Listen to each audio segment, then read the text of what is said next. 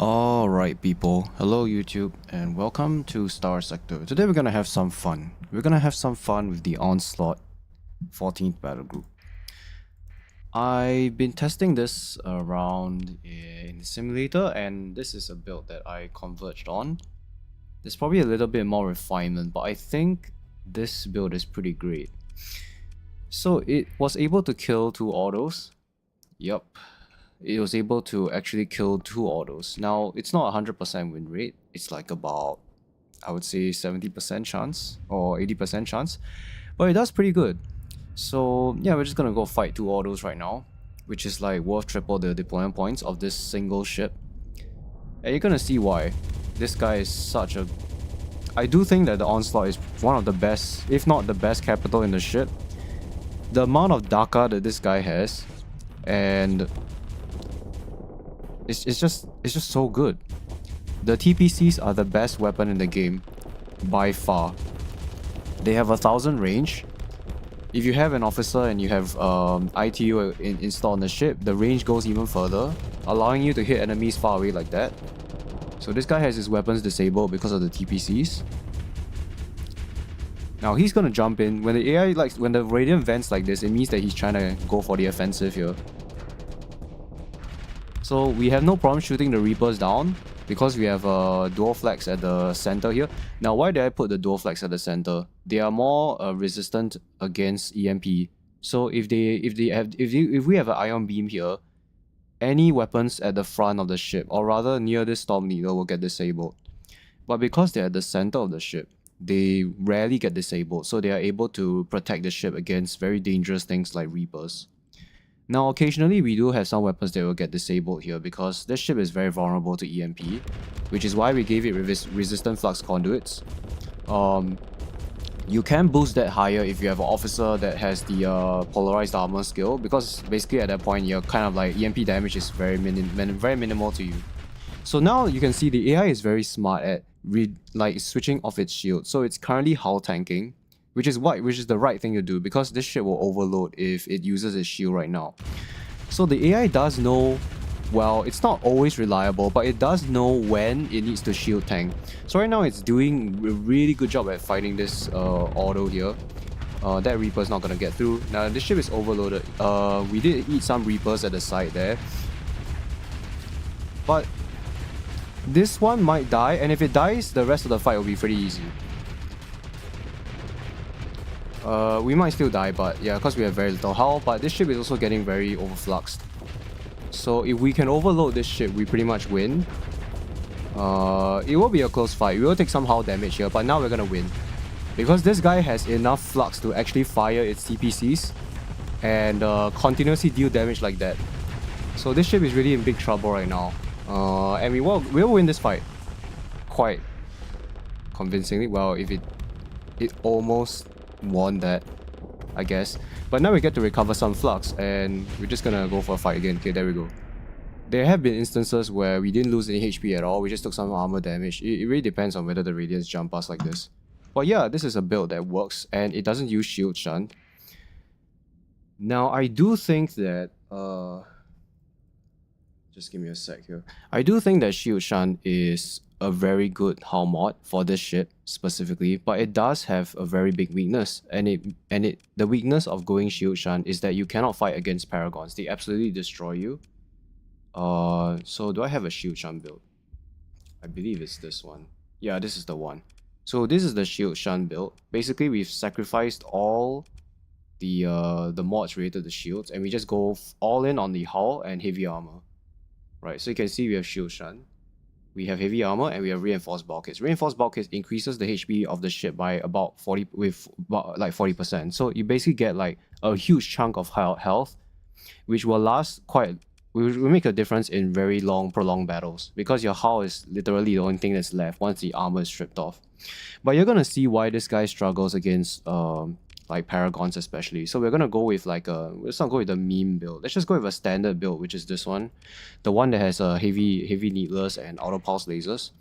And you're gonna see this shield shunt build will struggle very hard against it, because the tachyon lancers will be able to deal full damage on the armor of the ship, stripping off all the armor, and then you'll actually be able to do hull damage. eventually. Now, if we do rush this guy, he's pretty much dead. But you will be in situations like this where, you know, there'll be a Paragon or maybe two, or just like a bunch of Radiants with Tachyon Lancers that hit your ship. Now, we still haven't gotten any like really critical disables. Which, I mean, only some of our front weapons got disabled there. But yeah, it's not gonna win this fight. So he already took some hull damage, and it's just gonna keep taking some chip damage here. This guy is actually moving back, so he's being really like, you know, annoying, like trying to kite us. Essentially, he's basically trying to kite us. Obviously, if we charge him like that, then it's gonna you might be able to win. But even then, it's not gonna be a very straightforward fight, cause the auto pulse lasers will kick in, and then those will start to deal like really massive damage to us. So against Paragons, the shield shun build is very weak. I mean, for obvious reasons, they're very vulnerable to Tachyon Lancers. But it is definitely a viable build. We're just gonna, after this fight, we're probably not gonna win this fight, but after this fight, we'll try this shield shun build against 2 Radiants, and it will be able to defeat them as well. But yeah, against like Tachyon Lancers, which is the main weakness of this build, really. The Tachyon Lancers deal so much damage to the hull. Like, we're already at half health, and we do have reinforced bulkheads, so that's a lot of health gone already. Just imagine having like more than 2 of these firing at you. And not to mention, now that the armor is already stripped off by all the auto pulse lasers and stuff, we might be able to win this. But you get the point, right? It's very vulnerable against Tachyon Lancers. I think high intensity lasers as well. I haven't actually tried that. I'm actually gonna win this. Wow. But yeah, there have been instances where this guy lost because, you know, it just got destroyed by the Tachyon Lancers.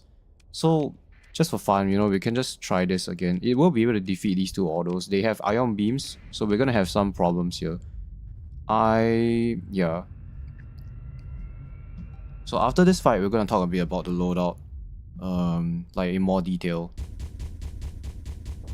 I know this is not representative of like true world, like true actual battle scenarios, but it's a good test of how the ship performs in terms of like fighting capitals. Especially when you're ganged up like this, it's quite common when you're fighting remnants to get ganged up by multiple ships. So this just shows like how effective it is at dealing with multiple threats, whether it can actually have enough flux to dish out all its damage. And see, the AI is very good at retreating when their flux is very high. So they always know how to retreat when their flux is about 40%. They already stop moving forward, and they try to be more conservative with their movement. So right now this ship it has its shields down, and it's trying to use its dissipation to vent all of its hard flux, right? The thing that the AI is really good at doing that. So having weapons that deal very high burst damage means that the moment they overextend, even by a little bit, they get punished significantly.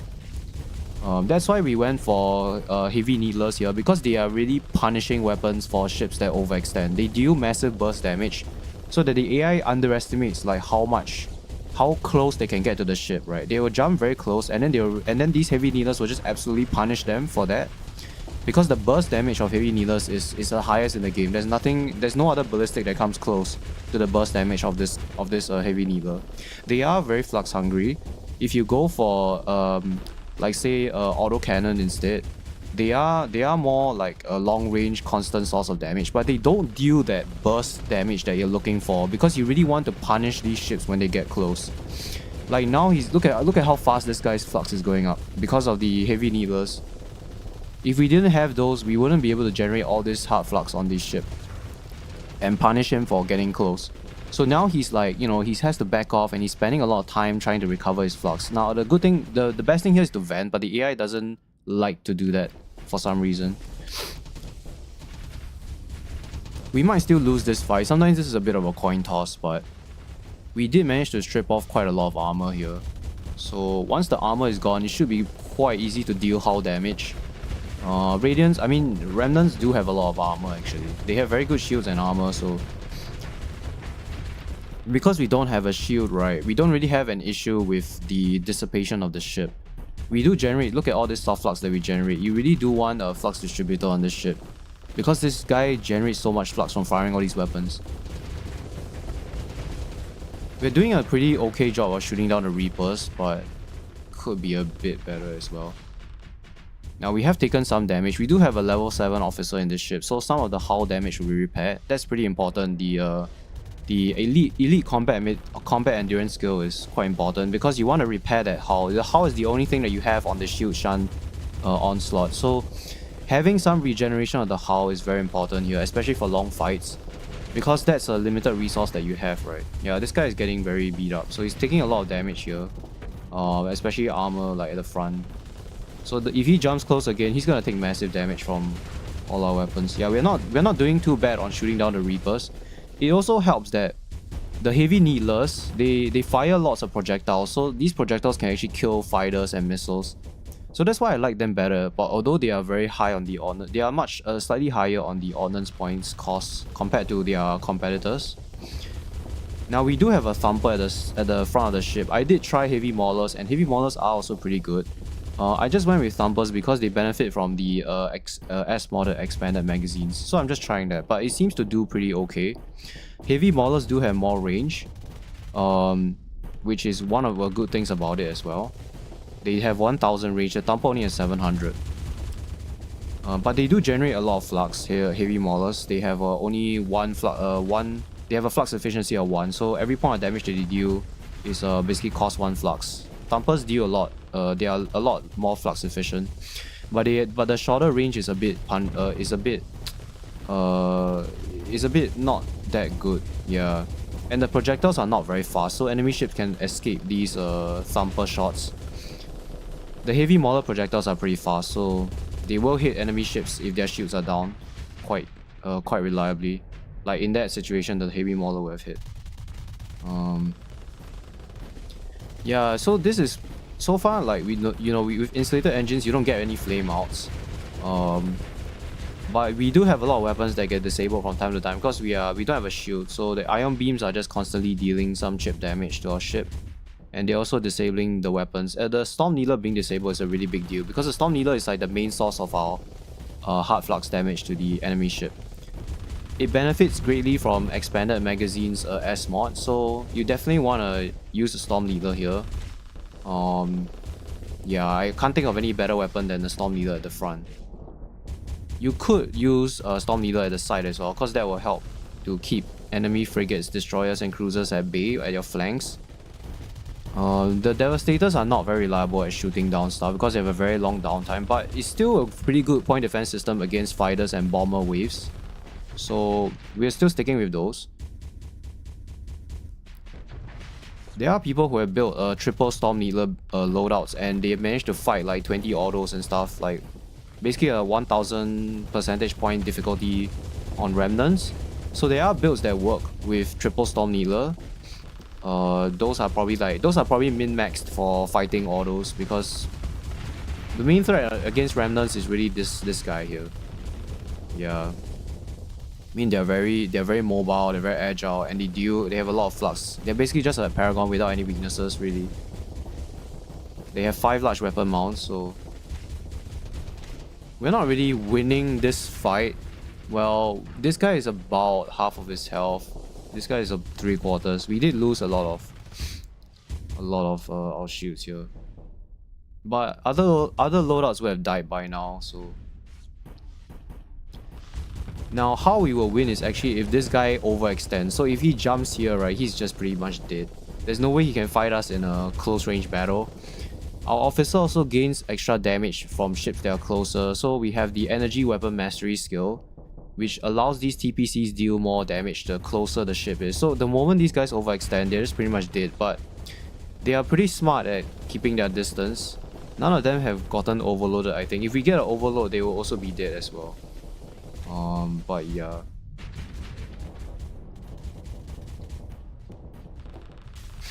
Okay, he did get an overload, but we weren't able to deal any extra damage to him, so it's still a pretty good thing that he got overloaded, because now he's just sitting there and doing nothing.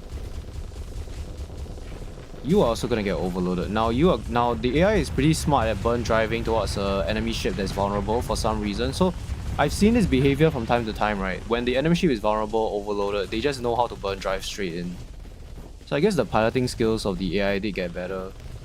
They do seem pretty solid in this patch. Like the previous example of the shielded Onslaught, it really does know how to shield tank.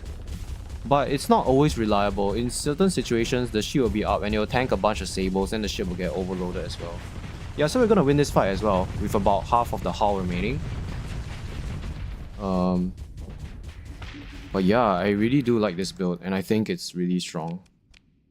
So we'll talk about the shield shunt build first. So everything armor, right? We have shield shunt, heavy armor, and we have reinforced bulkheads to increase our hull by 40%. So this gives us 30,000 hull.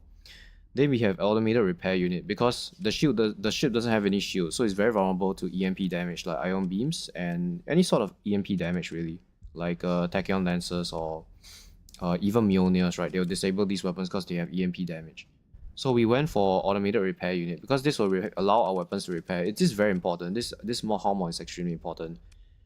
If half of these weapons are disabled on the ship, it is pretty much dead.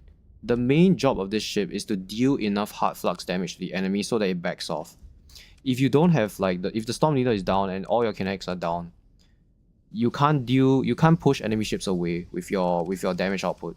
So it just becomes a big brick and it's not great. That's why this is really important. I would even think that it might be worth S modding this, but we're gonna talk about the S mods later. So flux resistant conduits is pretty much a no-brainer. This ship is extremely vulnerable to EMP, so this will reduce EMP damage by 50%. Then we have rangefinder. This is also extremely important because our flat cannons have limited range. They only have 400.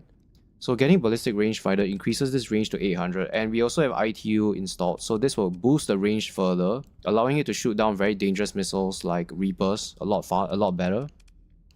Also, the Devastator cannons will benefit from no, not definitely. The light needles will benefit from the extra range as well. So they gain plus 200 range. So they actually have 900 range. The railguns also have 900 range. So all of these weapons have increased range. And you really want to use these like small ballistic slots at the very front of the ship and the medium mounts on the side. You can put in some additional weapons here, like additional railguns and stuff, but I don't really think that's necessary. Just to save like on ordnance points, because like they are like railguns aren't exactly cheap either. They are 7 points. That can like 2 of those can mean the difference between spending another hull mod on the ship. So ITU is pretty standard, right? Everybody knows this. All the capital ships require ITU because higher range is just like dealing hard flux damage to the enemy ship before they can deal damage to you is such a big deal, especially in like capital ship fights. Because when their hard flux is high, they can't fire their weapons and they overload faster. So having this is pretty much mandatory. That's like pretty much a no-brainer. Armor weapon mounts to increase the durability of our weapons. This is also very important. I did consider S modding this mod because it increases the rate of fire, our effective DPS by 10%. But we'll talk about the S mods that we have, and I think those are pretty much mandatory. You can't skip these. So auxiliary thrusters, because the main problem with this ship is the turn rate. It needs to turn to face an enemy in order to delete them from existence. So this is super important. You have to have this on the Onslaught. Otherwise, it will struggle to turn and face other ships that are threatening it. And it also helps to kill destroyers and frigates a lot faster because of the additional turn rate. Then insulated engine is pretty much no-brainer as well. This ship is very vulnerable to flameouts. If it loses its engines, then the entire thing is just a sitting brick and it will die. So we're going to talk about the S mods now. The very first S mod we're going to talk about is actually expanded magazines. You need this on the Onslaught because the TPCs are charged weapons. So they only have 20 charges and they regain the charges 1 every second.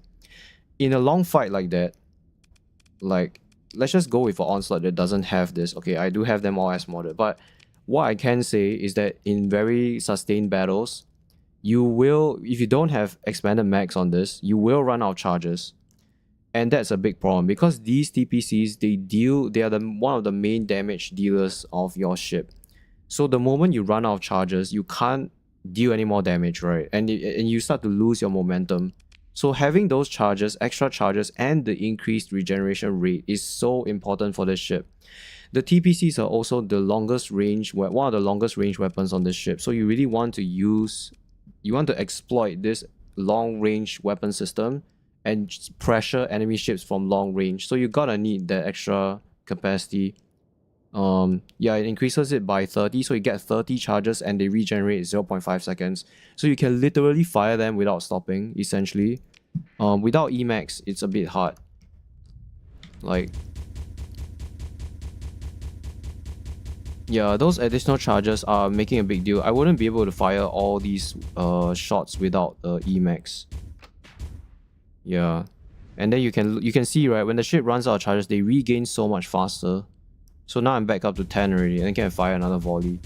Without Emax, it's just really, really painful. It's really slow. So unfortunately, I can't spawn like allied ships that I don't own, which is a bit unfortunate. But yeah, you gotta need expanded max on this thing. Like just for the TPCs, it's worth it.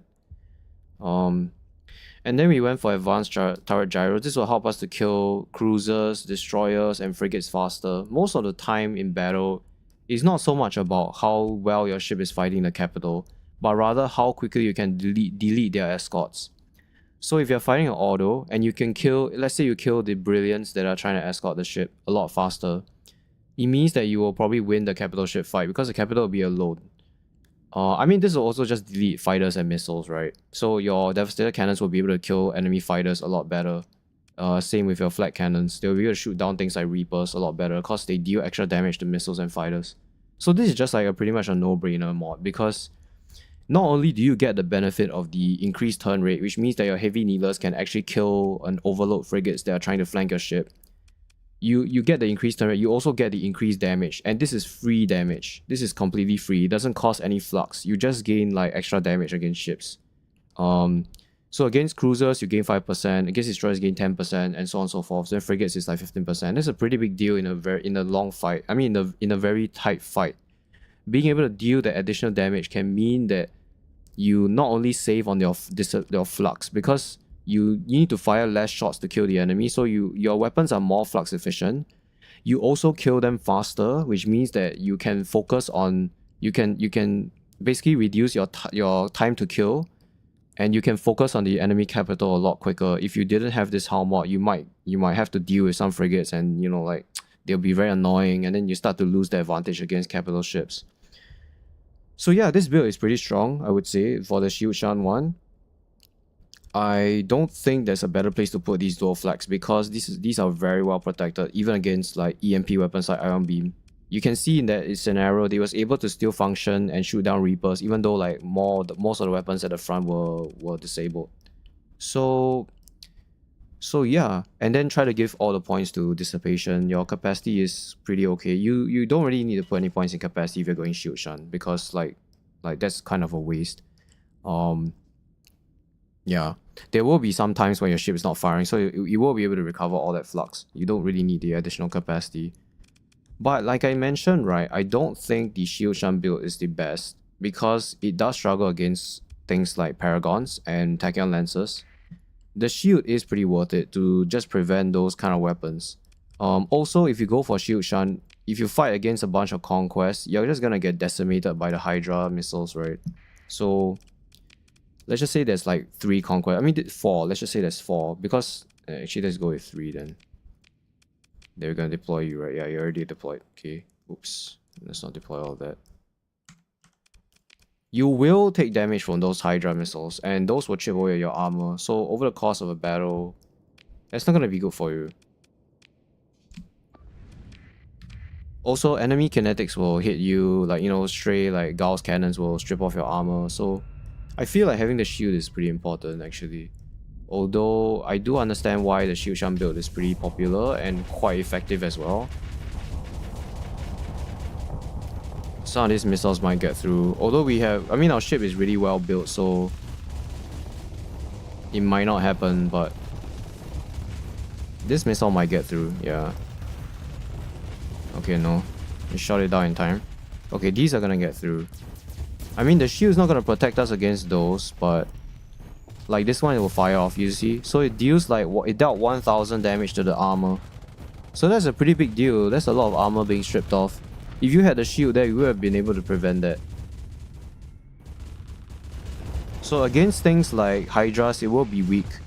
I mean, we're still doing pretty okay, honestly, but like in a very messy fight, it's gonna be tricky for you.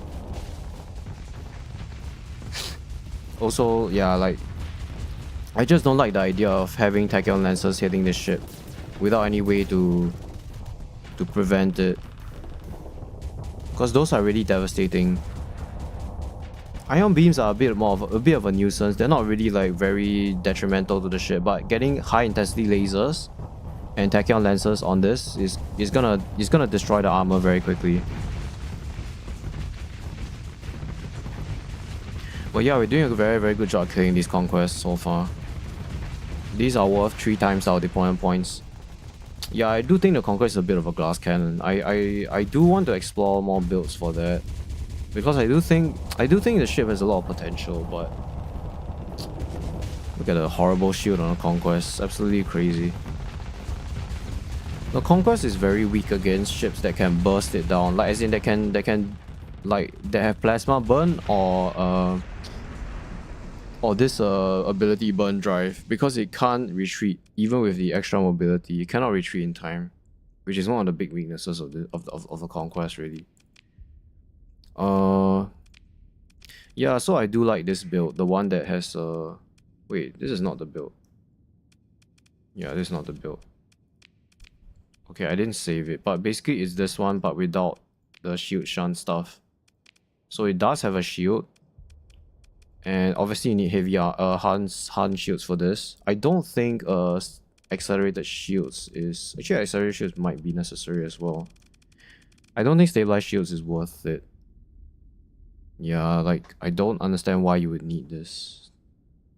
It only reduces the flux generation by 120 points, but this is soft flux. So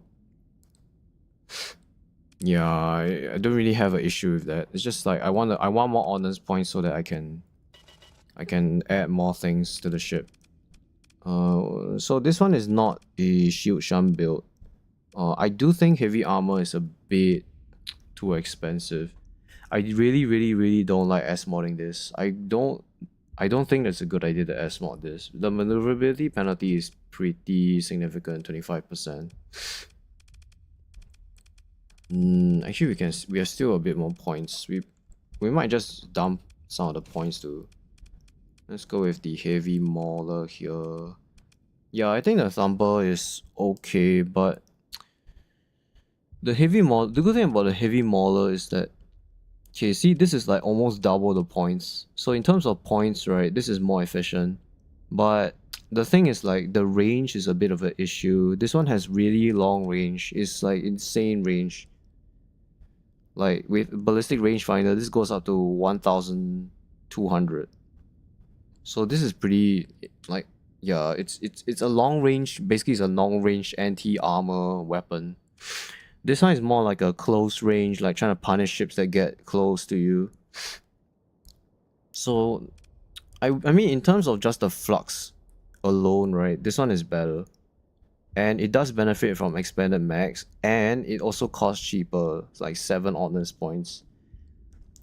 I really don't know. I haven't tried enough of the thumper to form an opinion, but I mean, this one does double damage to armor, so it really destroys armor on ships. This one, not so much. It does deal 100 damage to the hull, but against armor it's a lot weaker. So things like remnants, right, you're gonna struggle to gain value from the thumper because they will still have a lot of armor left even after you overload them. So this one is not it doesn't benefit the fight early on, but it does allow you to finish off the target easier.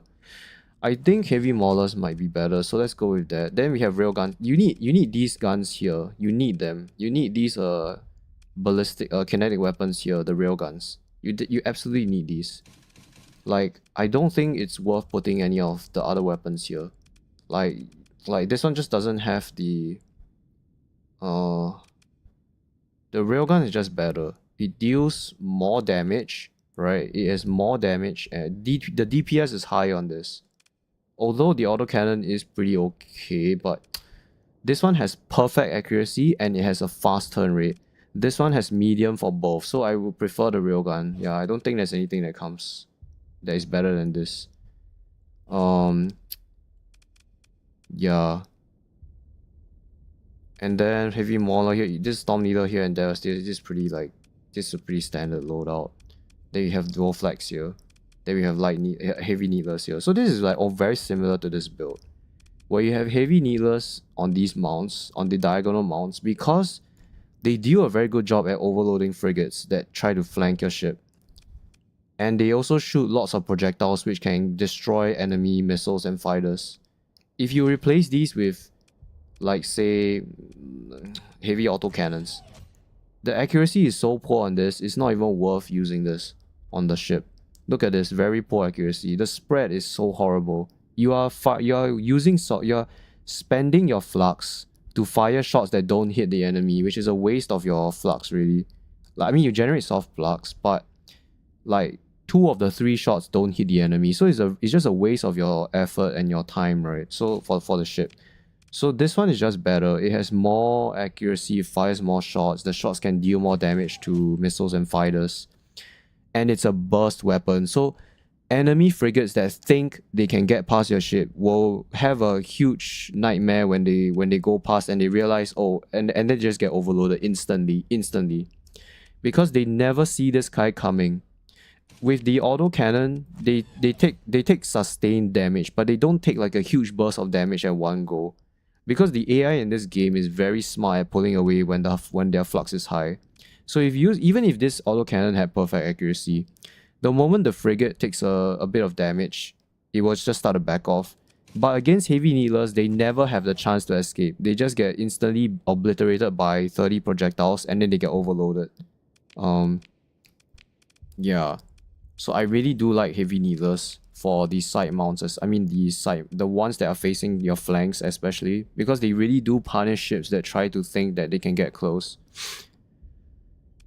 Yeah, I think these mounts might not be worth it. Even if you put railguns here, there will be a lot of times where they're not firing, because the main thing of this ship, the main things that die in front, they die in front of the ship. They don't die at the side. The sides are just to cover, like just to discourage enemies from trying to flank you. So I think you can save some points by not putting any weapons here. If I were to put weapons here, I'll put like railguns here and that's about it.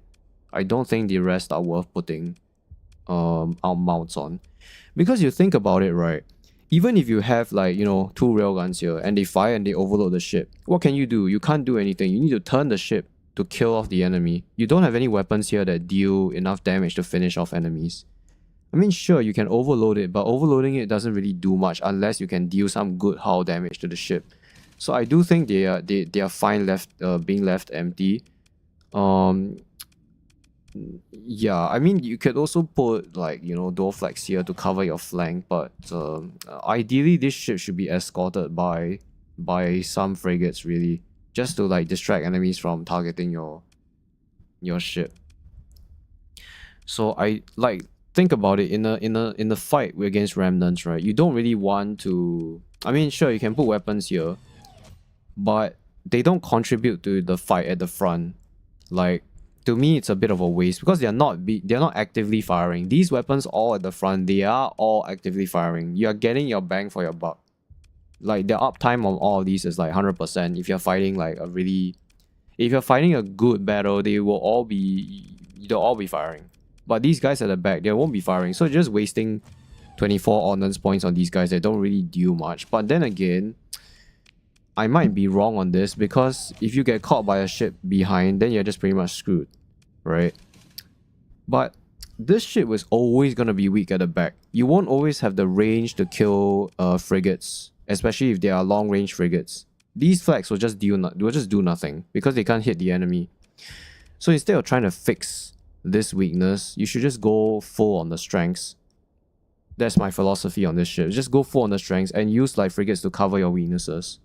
I mean, this is not a Paragon. It doesn't have 360 shields. Trying to fix the shield as well is just a mistake, really. Like, it's just not a worthy endeavor.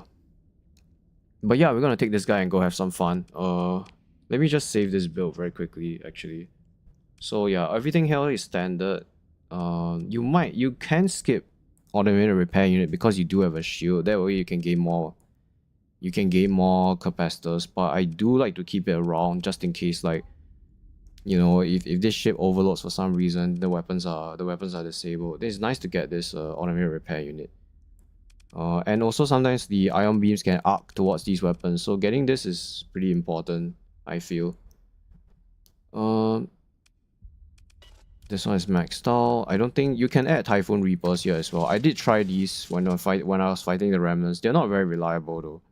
The main issue with putting Reapers here is that they are at the back of the ship. Look at this, they're right beside the engine.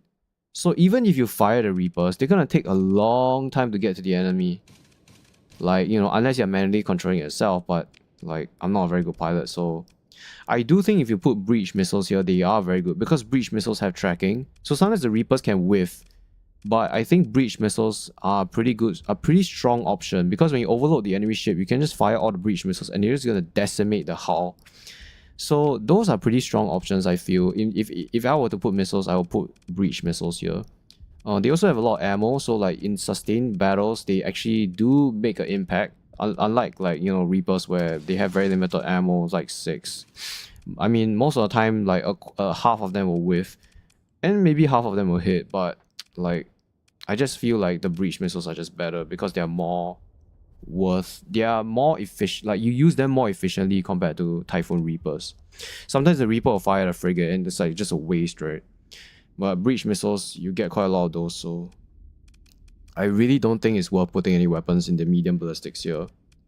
Same with the back, honestly. Although, yeah, you would think like you need to protect your rear, but I feel like you should just build your... It's just... If you have problems with your rear, it's just a main issue with your fleet composition. It's not so much about the ship design. This ship is meant to destroy anything that's within the front. And also defeat fighters and missiles that are trying to attack the flanks. It will not be able to defeat them at the rear, but then again, you really... It's a losing battle trying to fix the rear side of the ship. Like, it's just not worth it. It's the same reason as why it's not worth it to... for example, like... I can't find a good example, actually. Like, maybe the Conquest, instead of like trying to fix its poor shield, maybe you should focus on maneuverability instead. Like, those kind of things, right? Like, fixing the shield on the Conquest is really painful because it's just a very, very horrible shield. I'd rather give it just like more maneuverability, more ways to escape from battles easily instead of trying to fix this horrible shield. But yeah, I really like this build. It's able to kill, like, it's even able to kill... Can we actually fight 2 Paragons here? Actually, I'm very curious. I don't think it can, but... Oh, this ship is really... Like, why is it destroyed? What the... I don't know what happened there. It has 0 CR for some reason. Let's just give you max caps, and I think even max caps will do pretty well here. And fight these 2 guys. So this is worth like triple the points, right?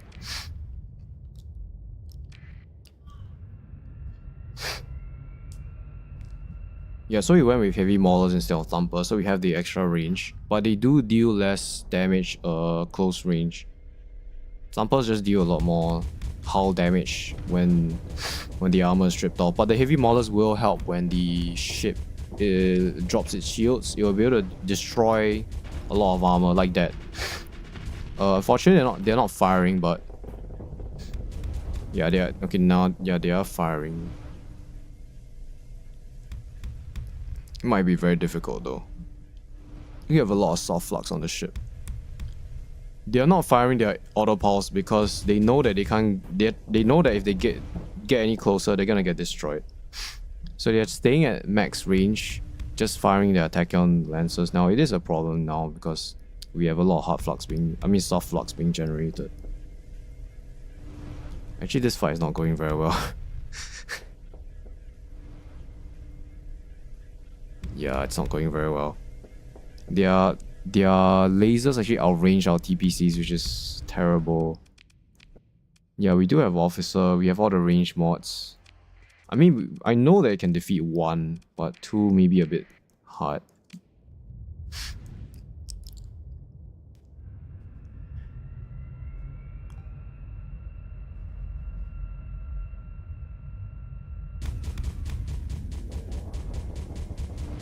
Honestly, if it gets in the range to fire the TPCs, the battle is just ours. Because we just deal more hard flux damage to the ship. There's just no way he's gonna win in this like flux war essentially. It's essentially a flux war. Like, it's just a matter of how much flux you can deal against the enemy before they can overload. Yeah, whoever overloads the other first will win, essentially. So we already dealt some armor damage to the ship. The heavy maulers dealing some good damage there. Yeah, some of the shots did connect. So a lot of the armor is already stripped off at the front, which means that the next few shots from the heavy mauler will deal significant hull damage. It has already taken about 10% of its health. Like, gone. So our flux is still pretty okay. It's mostly just firing its tachyon lancers at us, which because we have such a high flux dissipation, that doesn't really matter for us. Yeah, we are overfluxing this ship, so we will win this battle over time. But against 2, I think it's just difficult against 2. 1 is pretty doable here. The extra range of the TPCs, the extra charges, you see, it makes a big difference in a fight like this, where you want to keep firing your TPCs. You're very limited by the charges, so Emax are very important here. Extra range is very important. Now, we do have a level 7 officer. It is making a lot of, it makes the ship a lot better, but like, basically, my point is trying to prove that you don't need a Paragon, a very expensive ship, to fight an enemy ship like this. An Onslaught is honestly good enough if it has the right build and weapons. It's a very dragged out fight. I'm gonna like do this whole fight, but it will be able to defeat that guy. But I think the double auto one is pretty impressive. Like, it's still a bit of a coin toss, but I mean, if they both jump at us at the same time, then we will die. But they are very, very scared of coming close to the ship because the heavy mauler is a long-range weapon. Then they know that the AI knows where the weapon ranges are, right? They know like how far you can shoot. So they are very cautious at moving any closer. Like, you see, they're staying at very long range away. If we didn't have the extra range, they wouldn't be this far away. I mean, they wouldn't be this far away. So they're just very scared of getting close. And if they get close, the heavy needlers will just like just deal so much hard flux to them that they just get absolutely punished. And the advanced turret gyros means that the storm needler can turn a lot faster and start firing. This is very important. I cannot say how important this is. Advanced turret gyros is literally an S tier mod. The ability to just turn your turrets instantaneously at the enemy can mean the difference between them overloading before you. Right? Yeah, these Reapers aren't gonna connect, right? Yeah, they're not gonna connect. So now we're dealing some good damage here. We will be able to win this actually. So it looks like, we have a lot of flux, right?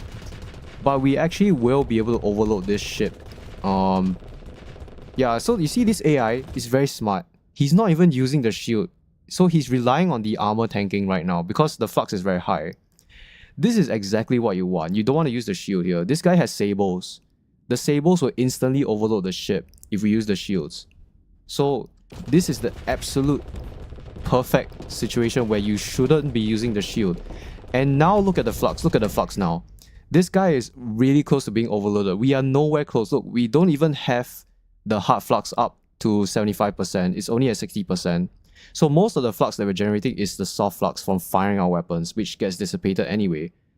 But we're gonna win this. He's gonna back off now because he knows that he can't go in and deal. He can't go in any closer. Now he's getting overloaded now.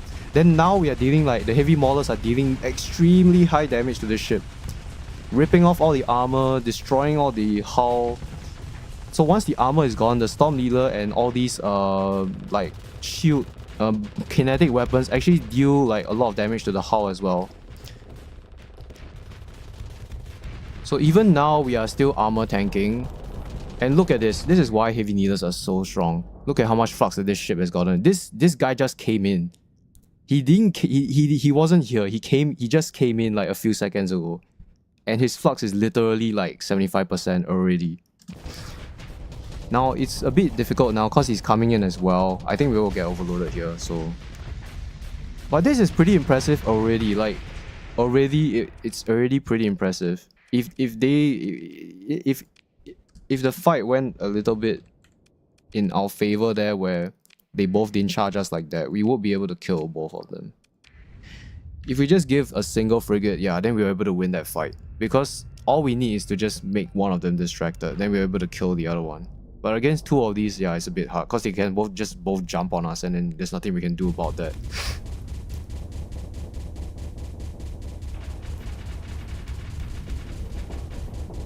Yeah, you gotta S-mod the Dissipator on this ship, because look at all the soft flux they're generating, it's insane. It's so... this guy is so flux hungry.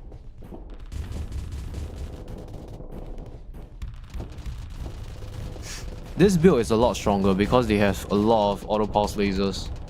The other Radiant build has only 2 and they use Tachyon Lancers. That one is Ion Beams. That one is a bit easier to fight against. This one, these guys are really tough. Five large energy mounts. They are really dangerous, really devastating. Yeah, so now we have to armor tank because we don't have any flux. Now, if you don't jump in, we'll win this. Please don't jump in now. Please, let's kill your friend first. Some of the Reapers will hit. Oops, that's really tough. Can you like kill this? Just kill this. Even if you're half health, you won't be able to kill the other one. You just need to kill this guy. Damn, that's a really horrible angle. It's a very horrible angle. I think it's... I don't think we're gonna win this. Yeah, this was not a good situation. But I mean, earlier on you saw that they were able to win the Radiant fight. This one is a lot easier because it only has 2 auto pulse lasers. This one is a bit tough.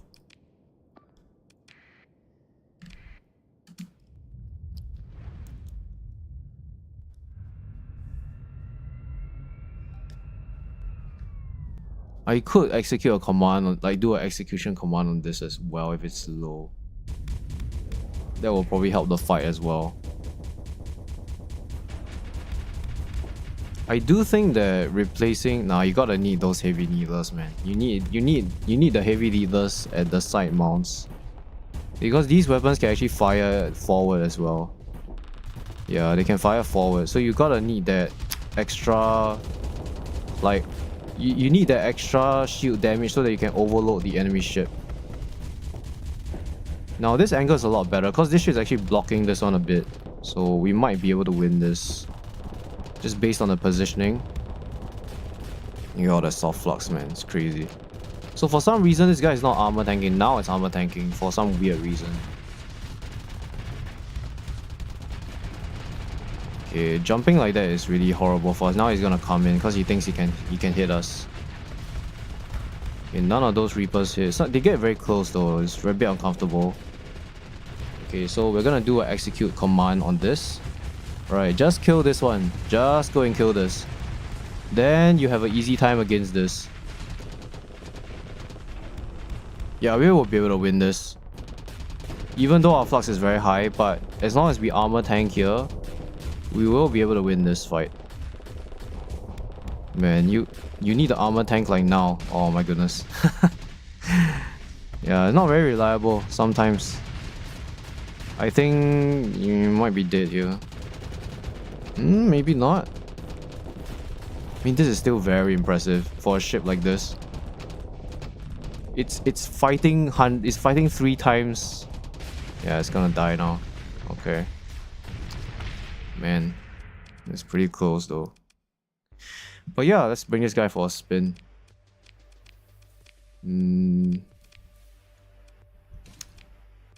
Yeah, we'll try the heavy mauler one. So we're gonna do this. Not gonna call this shield shunt, it's a bit too confusing. Let's just call it like the standard build. Standard. Then we're gonna paste this here. And this here. If I got more hull there, would I be able to win that fight? No, I need more capacity, that's the thing. Yeah, I probably need more capacity. If I had more capacity, I might be able to win that fight. Because my capacity was like maxed out.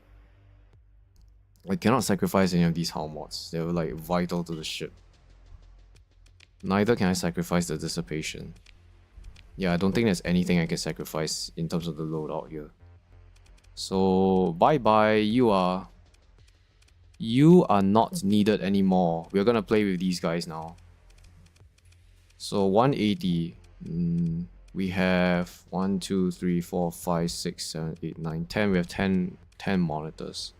What's a good escort for you guys actually? You can use this.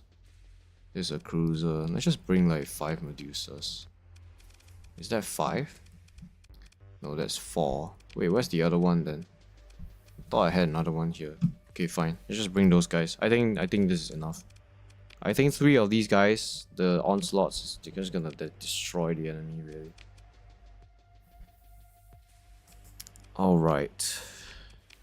I do also want to get more marines. What can you do? You're a level 6 officer. We already have a lot of level 6 officers. I need to hire another officer as well. So these guys are just... They don't have... Yeah, this guy has energy weapon mastery. So this would have helped in the fight. They don't have energy weapon mastery, which sucks. They don't have anything that increases the damage of the onslaught. These guys are mainly Paragon officers. Yeah, because Paragons have very long range, so they hardly benefit from the energy weapon mastery. But you will actually benefit. Yeah, because the TPCs at close range will deal so much damage to enemy ships. Actually, wait, let me just put you as the officer, and then we do the same fight again. Doesn't make I think it does make a difference, because with them being so close like that, they would have taken like huge amounts of damage.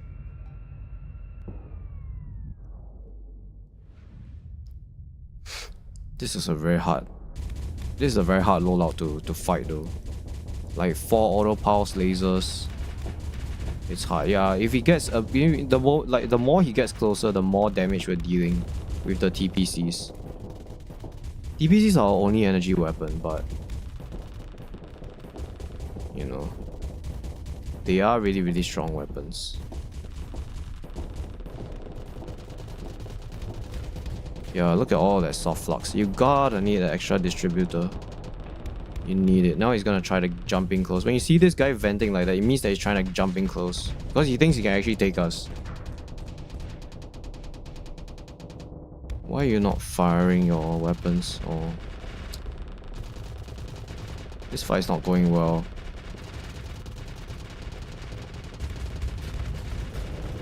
Yeah, now there are 2 of them are getting on us, so we're gonna get overloaded here.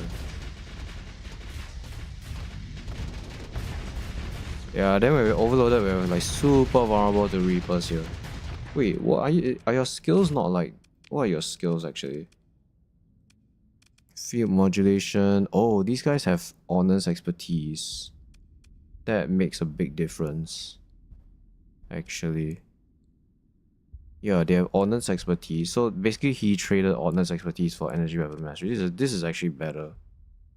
Yeah, this is actually better. Even though, like, you know, this would be great to have as well. The -10 flux generated means we generate less flux from the TPCs, but yeah. Fine, let's go with U3 then. So she has a point defense skill instead of what? Impact mitigation. That actually sucks, because she doesn't get the advanced, she just get the 50% maneuverability bonus, but it's okay. It's alright. Alright, let's go get more. First, let's go get some marines. This one needs to be a military world as well. Did I not make it a military world? Oops. Yeah, where is it? I have a lot of junk. Yeah, this is the one, right? Oh, it's still growing, yeah. Yeah, it's still growing. It'll take some time to get that up. Do I have that special item with me? I think I do. We can install it on this colony. I mean, honestly, I don't need the money at this point, but might as well use it. Oops. Can I install this item? Yes, I can. Nice. Yeah, because there's rich mineral deposits on this colony.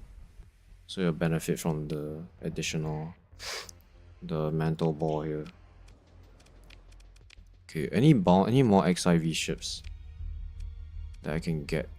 No, Persian League, I don't really want the Persian League ships. There's no hegemony fleets. Alright, let's go grab some marines here.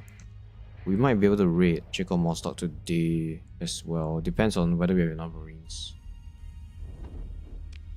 Yeah, then we're gonna bring out. Oh, I'm very low on fuel. Christ. You get more fuel. Yeah, now that I'm running Onslaughts, fuel is gonna be my main problem. Because they are very, very, very hungry for fuel. Look at this, 11. Yeah, that's a lot of fuel. But fuel is pretty cheap. It shouldn't be an issue here. Do I have any more dram tankers?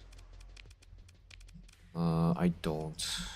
I did get more of these. Yeah, I got 4 of these now. So I shouldn't be running into any fuel issues. Is there any officers here? No, I don't want you. Yeah, let's go back here and grab some marines. Then we can go back to Onslaught and try to raid for the XIV blueprint. Onslaught. Alright. Man, I'm kind of upset though. Like, I thought the 2 radiant build would be beaten by that ship. I mean, it came pretty close, I would have to say. It was pretty good. It did manage to win some fights, but it's not like it's not a very convincing like, it's not 100% win rate.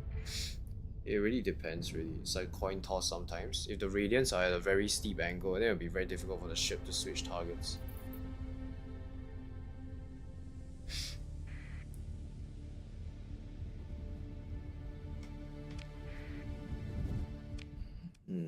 Yeah, let's go here. Let's grab some stuff. Let's grab some marines. Do I have marines with me? No, I don't. Let's see here. Yeah, let's grab all of you. Where are the marines then? I know I have a bunch of them somewhere. Maybe it's on the jungle planet. Yeah, it's on the jungle planet. I did keep some of these light mass drivers because I think they're pretty okay. Light mass driver. Wait, is this just a better railgun? What the heck? Railgun, light mass driver. Oh, it's 9 points. Oh, but it's so flux efficient though. It has the same rate of fire. 0.6, 0.6, the same range. Oh, but the damage per second is less. The DPS is lower. Why is that? Oh, it only deals 90 damage per second. Ooh. So you basically spend less flux, but your DPS is pretty similar. Yeah, it's also perfect accuracy and fast. Ah, interesting. This is actually an interesting weapon. So you basically lose you know, about like 10% of your damage from a railgun, but you are very, very, very flux efficient. 0.67 is actually pretty insane. Oh, but it's 9 points though. The extra 2 points just to gain some efficiency. Is it worth it? We'll bring some along with us. It looks pretty good though, I would have to say. Yeah, it could be a strong contender for a better railgun. It's just basically a much cheaper railgun to fire. For like 2 more ordnance points. Very interesting. Let's go back here because I think I left the marines here. Yeah. Anyway, this system has a gate, so we need to go back there anyway.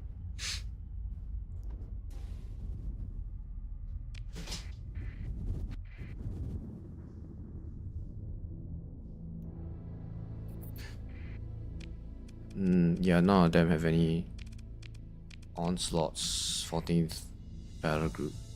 You always want the 14th battle group one.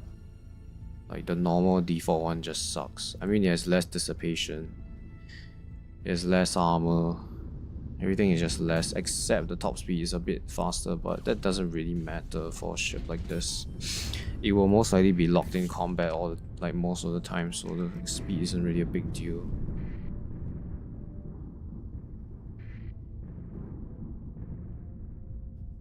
Like, it's already so slow that other ships will always be able to catch up to it, no matter how much speed you can put on the Onslaught. Is it this one? I think it might be this one. So we have, how many Marines do we have? Okay, I need to get more. I need to get like the Valkyrie or Nebula as well. You know how to go raiding, otherwise I won't be able to carry all these Marines.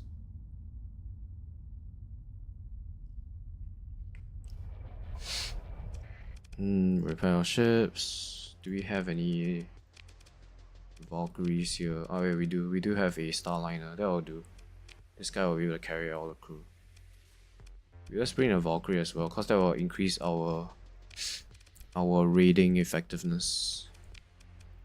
So yeah, we have all these Marines here. Okay, we still need more room for these Marines. We'll bring you. That should give us enough room.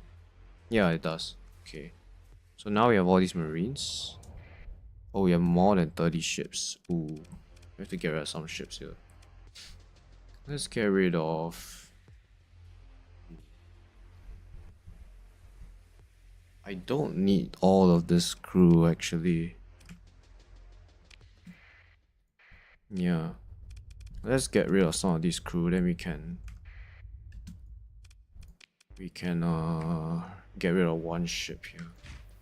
Not all of them like that. Actually, you know what? Can we do this? Then just bring like the bare minimum. Oh, there's still a lot though. We want just like 3,000 of these guys.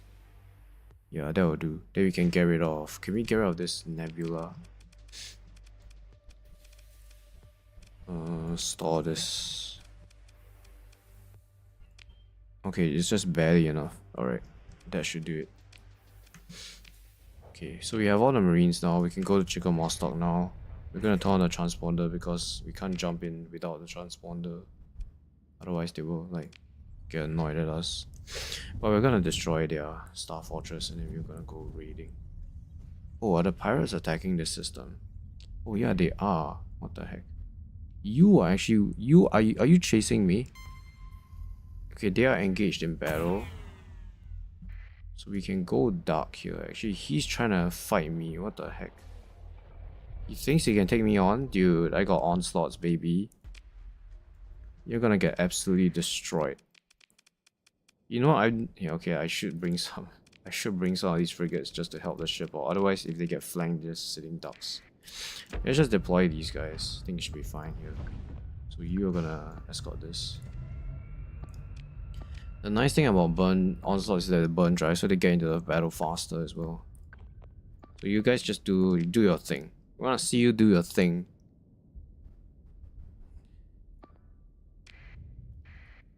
Kick names.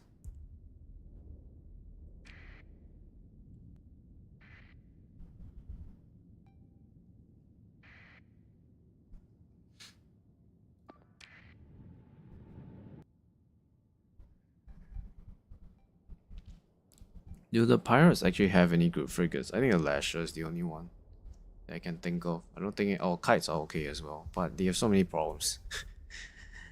I mean, they are horrible shield. Man, these guys are slow, man.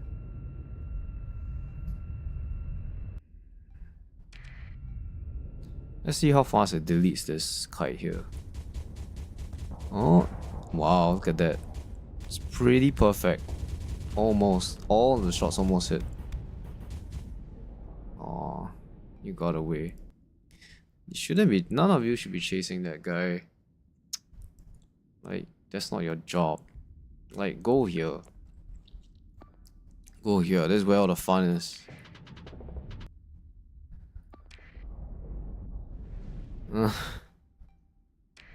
You need that turn rate, man.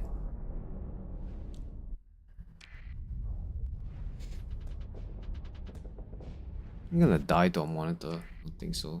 Yeah, look at that turn rate. You need that turn rate.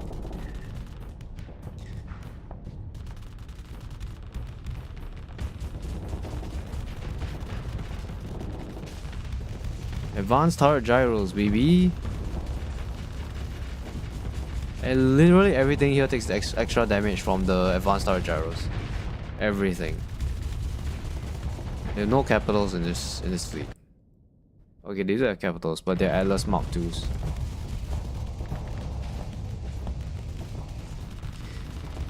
The ship does struggle a bit to finish off enemies. Also, TPCs are, you know, they are actual projectiles, so unlike the Tachyon Lance, which is a hit scan weapon, this one actually does miss from time to time. Yeah, it generates so much soft flux, it's crazy.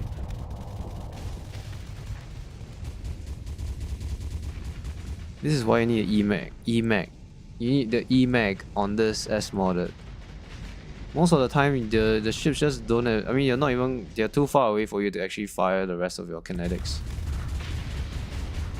The main damage dealer is the TPC. In fact, I did consider putting armored weapon mounts on this thing, like for general combat, because that will increase the rate of fire by 10%, which will help it finish off stuff like this.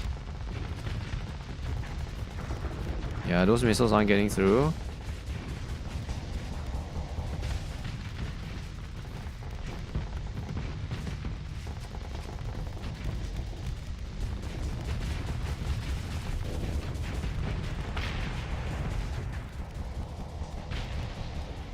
I would say he's doing a pretty okay job, really. Yeah. He's doing okay, I guess. Now you guys can search and destroy now that you're in the right position. You even lost any monitors? No. These stupid carriers are trying to bomb our monitor. We're just dodging all the bombs.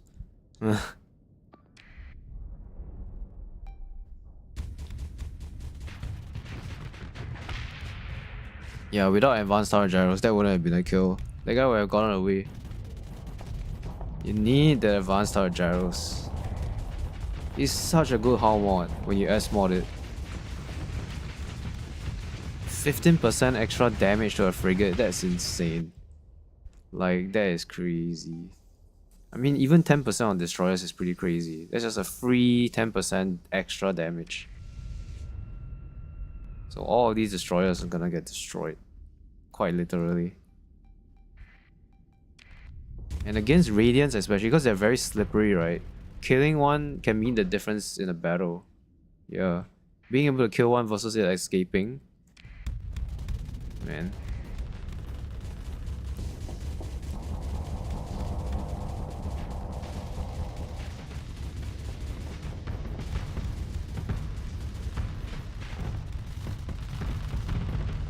Yeah, so the Storm Needle is also able to target fighters, which is nice.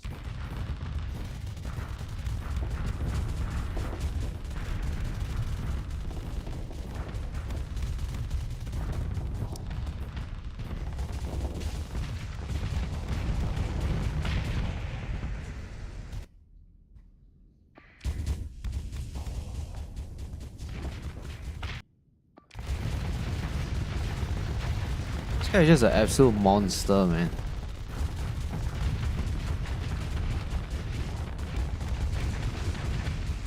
I mean, pirates are a very easy fleet. Honestly, it doesn't say much. They're very easy to fight. They have very horrible flux. They have very horrible weapons. They don't even have any source of EMP damage except the plume launcher, but that's not a great source of EMP damage. Right? Alright, this is over. Let's go and raid Chicken Monster now. Let's let them go. We did lose a monitor there. Interesting. Interesting. How did we lose that? I did also consider doing what's it called? Is this Chicken Monster? No, it's not. Yeah, we want to get to Chicken Monster actually, because that one has the blueprints.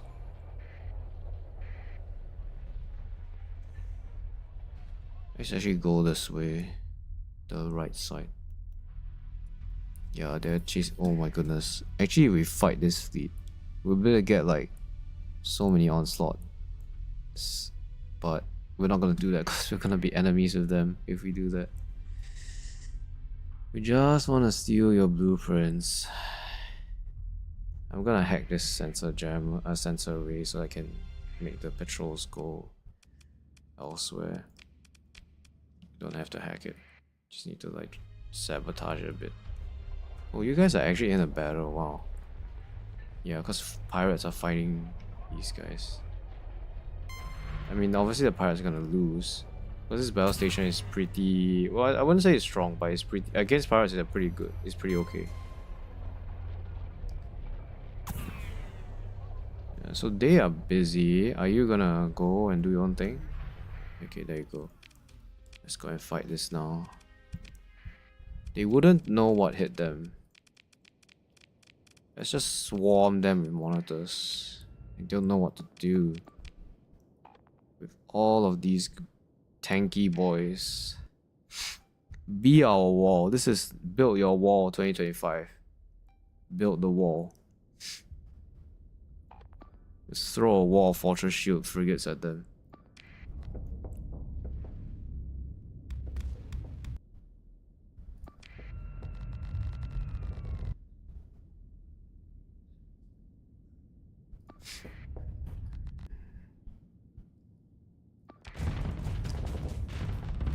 What if we just, for fun, right? What if we just ask you to execute this?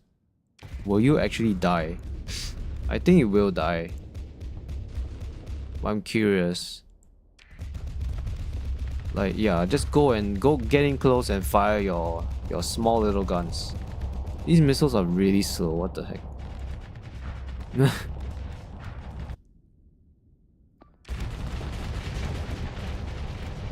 Yeah, it will die. I mean, it's gonna like get... Yeah, it will die. Man.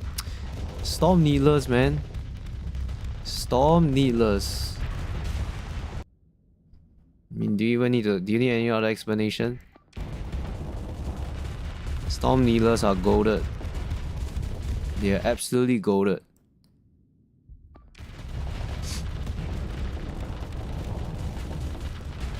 Yeah, please give us the XIV blueprint today. Oh, I know we lost another monitor. Yeah, I can't get close to these Storm Needlers. They just absolutely destroy these guys. Look at that. Look at that. Look at the Heavy Needler, Storm Needler combo. Holy. That's a lot of flux generator, even with Fortress Shields. I mean... Yeah, this is not going well for the monitors. They're absolutely getting decimated here. I wasn't honestly expecting that. I thought they'd do pretty well.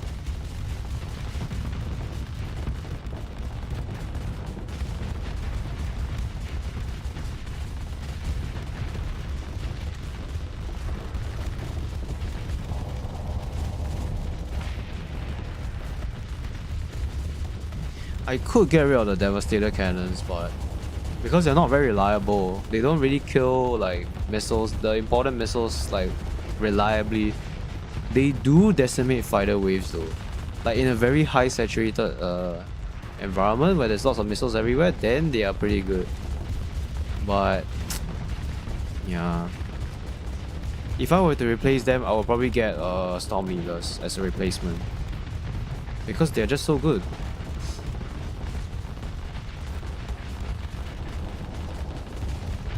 They won't be able to fire at the front, but they will still be able to fire, like, you know, at the flanks, which is something.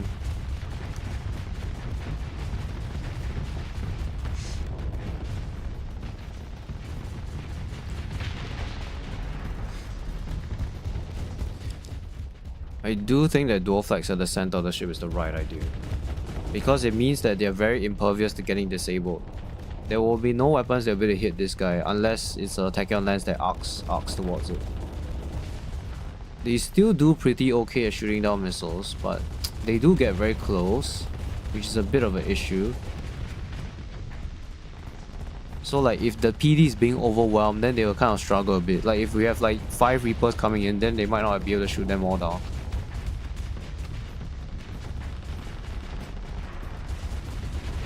I think the Paragon will actually win this fight faster because of the sheer DPS of auto pulse lasers. I mean, they're not doing horribly, but yeah. I mean, this guy only costs 40 deployment points. It's the same points as literally two Falcons or something. A bunch of D-mods, yeah, it doesn't matter. It's like 2/3 of the Paragon. They only cost 2/3 of the Paragon, so they're very DP efficient. Yeah, this guy is destroyed. Okay, we're gonna launch a raid. We wanna steal... Wait, what the heck? Why are your blueprints? Isn't this Chico Mostock? Oh, this is not Chico Mostock. I went to the wrong planet. What the heck? Do you actually have anything worth reading? No, you don't. I want blueprints. Wait, what the? So where is Chico Mostock then? Oh, it's right here. We were there. Oh my goodness. You're gonna boost out here. You're in dangerous territory. Well, they are distracted by pirates. That's a good thing. It's nice that the pirates are attacking now. Yeah, they're all busy. We did get rid of the battle station, so we will be able to launch a marine raid for this one. Is it? Did we do that? We might not have done that. Now this guy is patrolling here. Yeah, that sucks. We did introduce some false readings into the network, so they might go away. We did that just recently. Yeah, disrupted by factory reset. Yeah. Wait, does that mean that they really repaired this? I mean, I'm not gonna leave. I'm gonna wait for these guys to disappear. Can I actually... Yeah, okay, they're gonna disappear now. Can I actually go dark here? Yeah, he's still detecting me. Now I can go dark. I'm gonna fight this. Yeah, this guy's not dead yet. Now this is Chico Mostock. I mean, it's fine. We're gonna send like a few of you. You're not really that important, really. Wait, are these allies? Did they send allied ships to kill their own star fortress? Wait, I'm very confused. Why are there allies here? Wait, what? I can't actually see what faction this is, but it looks like a Gemini. Why are you in this fight? Why are you in this fight? I don't understand. Why are these guys here? I'm attacking the Chico Mostock Star Fortress, and they look like a Gemini fighters. Wait, huh? We have to see the combat screen at the end, because I'm genuinely confused. Like, why are you helping us destroy your own fortress? That doesn't make any sense. Starsector live? Yeah, let's go. Let's have fun with these big boys. Big guns. We're trying to get the blueprint to make more of these. We found these from bounty hunting. We didn't even make these ourselves.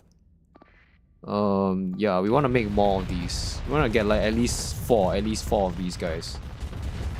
Okay, that Reaper actually here. That's not great. I mean, having PD at the front, you look at this, the guns get disabled so easily at the front. And, having PD there is not a good idea either. Oh, what the heck? That's very disappointing. Why? Why did it happen? Why did that happen? Very poor performance from you. Well, I did skip a lot of PD at the front though. I mean, if I get rid of the heavy mauler, right, I don't have any source of armor damage. My TPCs will be the only thing that can deal damage to armor. So yeah, I could get rid of the railguns and replace them with Vulcans, but I mean, I really don't like doing that either. Actually, I think it's fine. We can get rid of those, right? Yeah, we can get rid of those. We can put Vulcans there so that we don't end up with a situation where we don't have enough point defense at the front of the ship.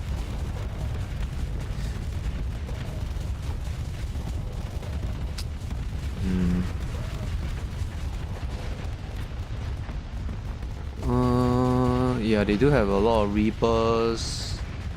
Those Hephaestus are useless.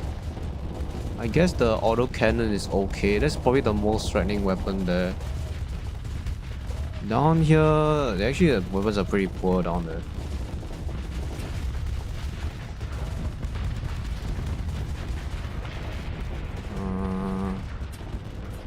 Okay, they do have HVDs. Those are gonna deal some problem against us. Yeah. This is not an aggressive officer, but for some reason they charge into the Storm Fortress. I guess there's a big issue about the Onslaught as well. Sometimes they just suicidally charge towards the enemy. And now it's in trouble. Yeah, against an overwhelming number of missiles, the two dual flags can't keep up. But I mean, you gotta make some sacrifices there in your build. You can't, if you build all for point defense, you're gonna be very weak against like capital ship fights. So I mean, it's fine. We have armor, so we can tank some of this damage.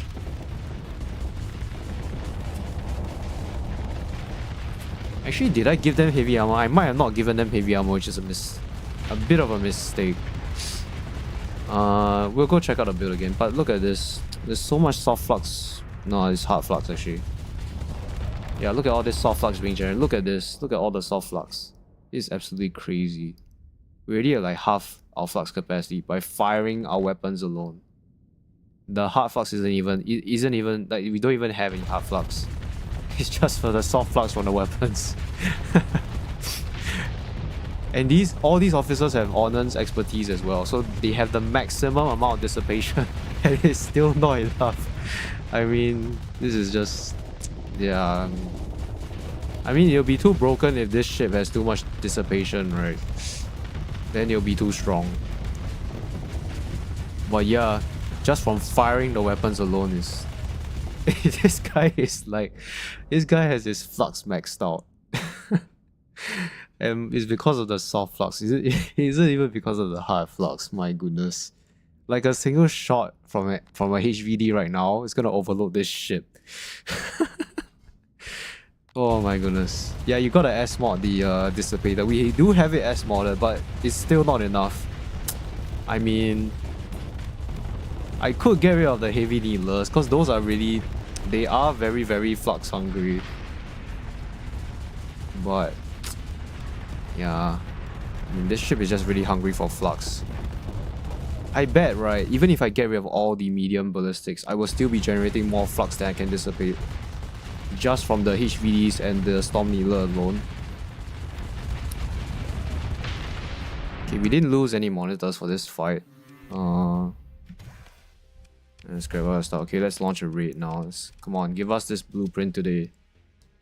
Heavy. Okay, so yeah, we're gonna spend a story point. I don't care about the pristine nanoforge. I have one of my own. I don't need another one. Yeah, hopefully we get the XIV. Okay, let's pray now. Pray very hard.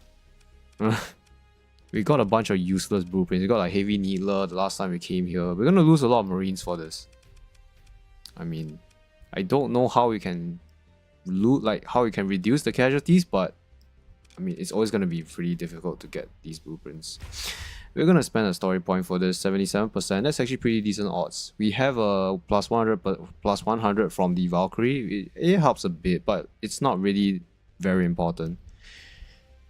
I can't really deal with... I can't reduce this any lower, so yeah, this will have to do then. Man, it's so hard to get marines now. I only have like one military base. I'm making another one, but that's not even finished yet.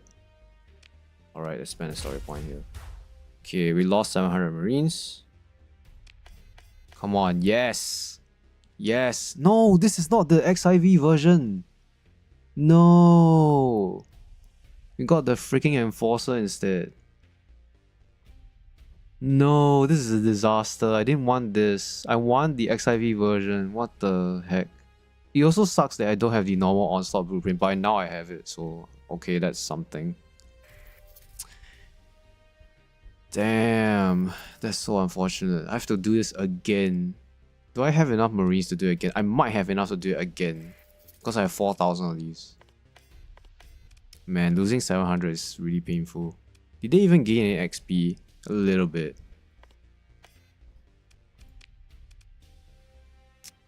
That sucks. I'll wait another day because I want to read this again. I want to get the XIV blueprint. We can stay here for a while. You don't know that we're actually here. Oh my goodness. You might know that we're here. Oh my goodness. You also. Come on, come on. We're gonna hide around here. We have very low sensor profile in our fleet, so we should be able to like ninja this. Let's save the game actually. I don't want to be hostile with them right now. Oh my goodness, this is such a horrible search pattern. Why did you have to do this? No! No!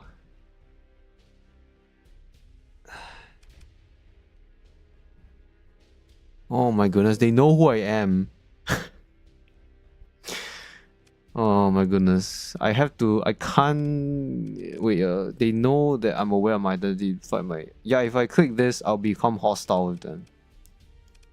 I can't win this fight. They have too many. Actually, I might be able to win this fight because they can't deploy all of these at once. Yeah, did I save the game? I can't remember. If I save the game, then all is still good. If I didn't, then this is horrible. We're gonna spend a story point here. I want to see if I saved the game. I might not have saved the game. Wait. When is the last save? 1 minute ago. Okay. Oh my goodness. These guys, man. What a cheater, man. How do you know that I'm here? Like, how? I'm gonna like just emergency. Now we just do a normal burn. And then we're just gonna get the hell out of here. Nah, he caught us. Refuse and cut off. Yes, let them go. Because you're not big enough to fight me. Now those are chasing me. Now they don't know where I am because I'm out of range. Okay, they did an active sensor burst. That really freaking sucks. Why did you have to do that? Nah, they know where I am right now. Yeah, they're doing active sensor burst to find where the hell I am. What a bunch of cheaters, man. What a bunch of cheaters. How do you know where I am? That's just insane. Fine, let's bring you on a tour. You just go on a sightseeing tour. This one is done. We can... it's not done yet. It hasn't grown yet. But it's not military. I need to add a patrol HQ for this. So let's add this first. Actually, we need to build the orbital station first. Then we build the patrol HQ, and then we build this. Yeah, there we go. It's a new colony. Please don't tell me that you're patrol. Okay, I'm not. It's great. Weren't the pirates like trying to raid you? Go and deal with the pirates. Don't deal with us.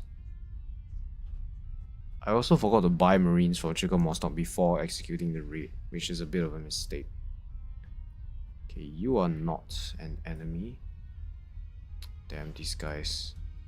Did I not disrupted by factory reset? I could just turn on my transporter to go and do that thing again. Yeah, let's do that actually. Okay, so now we've done this. We'll go and disrupt this sensor array again so that they just scatter. We might be defending it. Okay, they're not defending it. Oh, I already did this, yeah. So they are being, they do have random anomalous sensors, but there's just so many patrols here.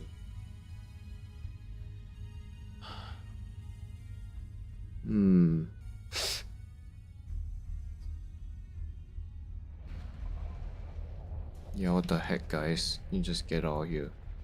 Just get out here. Nothing to see here, just a bunch of normal traders. Nothing to see here. Nothing to see here. I'm gonna go down and do this. Wait, what? Oh, what the heck? They freaking know I'm there. These goddamn patrols, man. I might just kill you guys. Honestly, I'm a bit tired of this. Also, fighting them is actually a big problem because it will take a long time for the battle to be over. Which kind of sucks, but... Come on, get in here. Alright, you guys don't know where I am. I'm not gonna activate burn drive. Just gonna slowly creep my way there.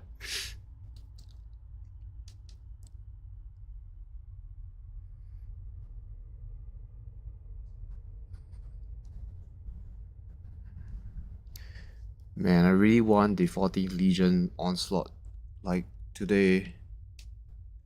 There's so many patrols here. Why? Why? It's probably worth getting security codes to do this as well, so that you just lose less marines. This guy is actually not able to see all that freaking thing. Okay, I think this is good enough. Yeah. Okay. Launch a raid, acquire. Yes, I do have enough. Okay, we're gonna do this again.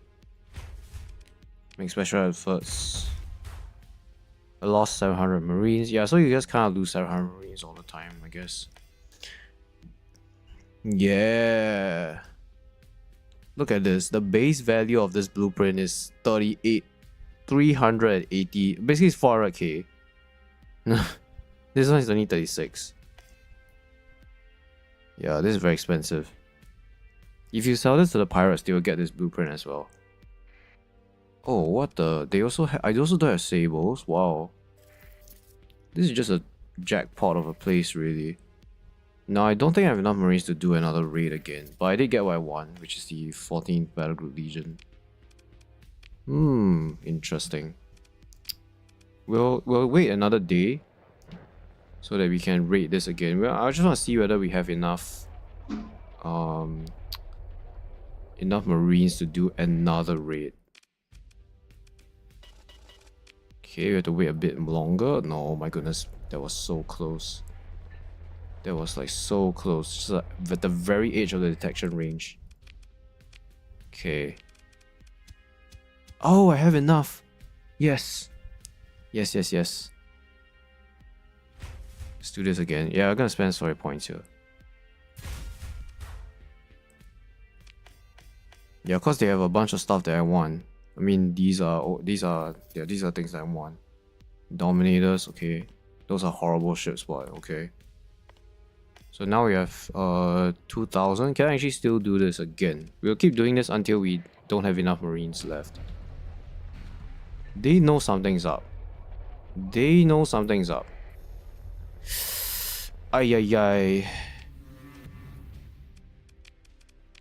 gonna let you go. Yeah, you didn't see anything. Yeah, okay, I don't have enough now. Alright, let's run now. Oops, we're not gonna set bomb you. Let's just emergency burn. Get out of here. Where's the gate? You didn't see anything. Nothing happened.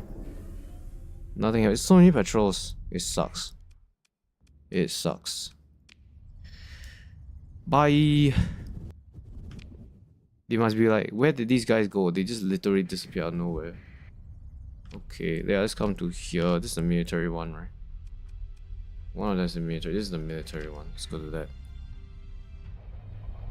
Actually, let's go here instead. Just easier to do this in one station. Yeah, this one has all weapons as well. Okay, let's install this. Alright, so we got what we want. We got the 14th Battle Group Legion. Let's make some of those right now. Yeah, this one. Let's make like 4 of these. It's gonna take a while to get them, actually. Yeah, I'm just gonna keep playing the simulator, really, this guy. So what if I get rid of you and I put the light mass driver? Oh, don't even have enough honors points for this. So this is a threat weapon. It has a very efficient flux per damage ratio, and it's like almost similar in terms of the railgun, except it deals slightly less DPS, but your flux doesn't get destroyed.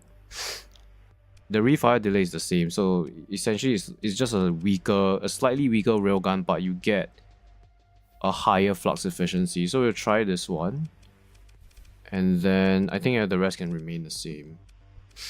Yeah, everything maxed out on flux, 100 shields, everything.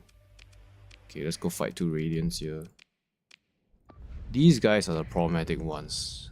Double, like 4 auto pulse lasers and 1 plasma cannon.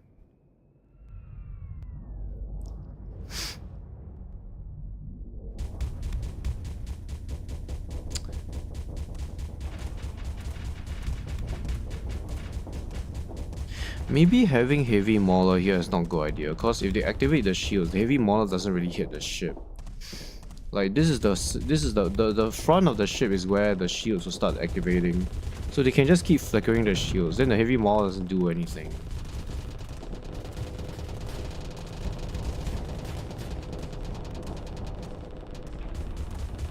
Yeah, so the light mass drivers are working. We do generate a lot less flux, actually, by firing those. Yeah, it does make a difference. Being able to fire a slightly more efficient weapon means that we don't generate as much soft flux.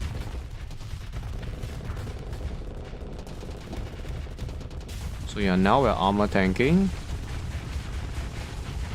You know what? Just go for the kill now. Just go for the kill. Don't turn, don't turn. You're gonna eat some Reapers, but it's important to kill this one right now. No, you got away. You got away, yikes. Okay, now you actually need to turn your attention to the other one. Man, that was so close. If we would have killed that, the fight is in our favor. Pretty strongly. Now we're gonna get into some trouble. Ay ay ay. Yeah, that kind of sucks. We weren't able to deal the finishing blow. It really sucks. Actually, I do have breach missiles, right? Let's try those, because those I think are might be worth using.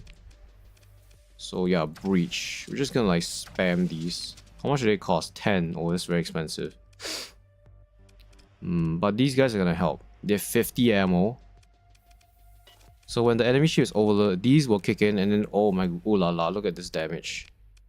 It's gonna deal a ton of damage.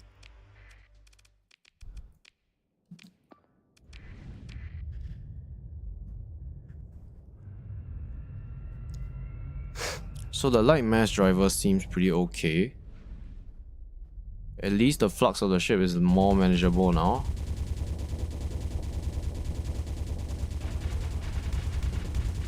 Just don't fire the breach when the shields are out, that will be a waste. I think the AI is pretty good at firing those though. So they'll only fire those when the ship is really vulnerable actually.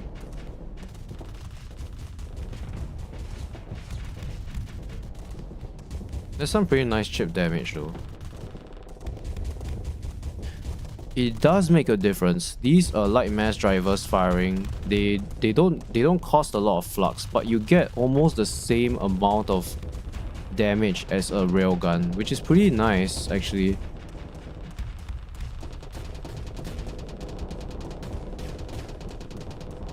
It might be worth using these, yeah, over the railgun. They look really decent weapons, honestly. I mean, the flux savings is really attractive because there are ships that just don't have the capacity, dissipation to fire them. Okay, now you're overloaded. Can you fire the breach? You need to fire the breach now. They're not firing the breach. This guy is maxed out on flux as well. Okay, the right call, yes. Now switch targets. Yeah, I mean, it's very difficult to chase that down.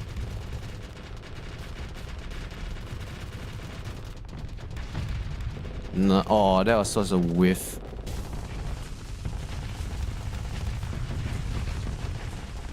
Yeah, go for this one, yes. Go for this one, kill it, yes. Oh, breach missiles coming in clutch. That's why they're so good. They deal the finishing blow like that. When your ship's flux is very high like this, it's unable to fire some weapons, and then the missiles just kick in and destroy and deal the finisher. Finish him! Oh, okay. Yeah. Why wasn't it armor tanking? Like, it should be armor tanking at that moment. Maybe it doesn't have enough armor. I think the AI doesn't like to armor tank when there's no armor left. That's probably what's going on here. Maybe we do need to give it like a heavy armor so that the AI is more willing to shoot, to armor tank. Man, that freaking asteroid blocks some of the shots there. Okay, but we did win this battle, yeah. So yeah, it can defeat 2 Radiants, provided that it doesn't get ganked, but what was the main issue there again? Let's think about it. What was the main issue again? Why did we... Oh yeah, we need to give this heavy armor, that's right. Otherwise, the AI is just very hesitant to use, to do like armor tanking. Increases durability 100%, increases armor by 100. The thing is, I don't even have any points to spend on heavy armor. I don't have any points. don't have any points. What if I get rid of the Storm Needler here? Because that will bring my flux down. Yeah, this is like pretty much equal now. I mean, honestly, the Storm Needler is a waste in that specific fight, right? Because it doesn't help the situation at all. Like I bet now we'll do a lot better. But because the Storm Needlers just keep firing and then they use a lot of soft flux when they're firing. They generate a lot of soft flux when they're firing. That's a bit of an issue. Or was it because my capacity is not high enough? Like basically I couldn't tank enough damage. So now we do have the Devastator.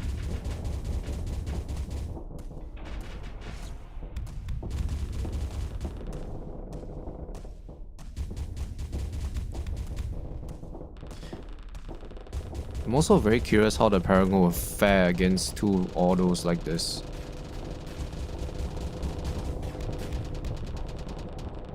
I think the main issue isn't because of like we don't have a lot of we don't have enough dissipation. It's mainly like we can't tank enough damage like this.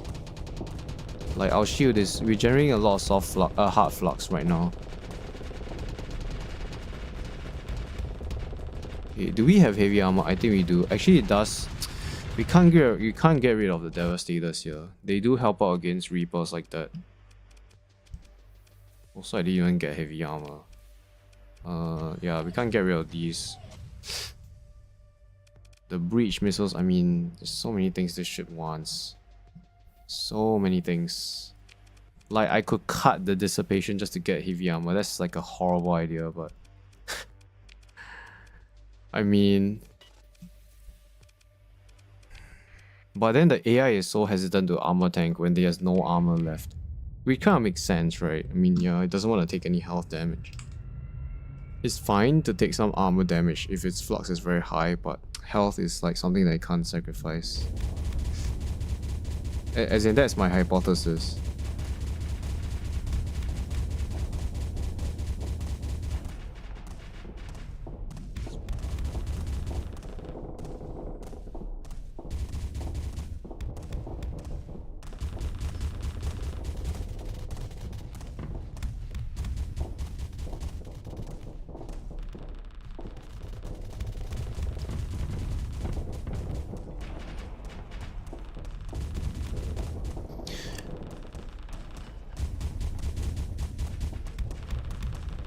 Actually, the heavy mauler burst is really short. I mean, it's very long cooldown.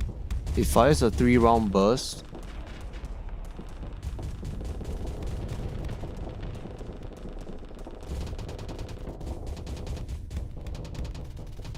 Man, we do generate so lot of soft flux.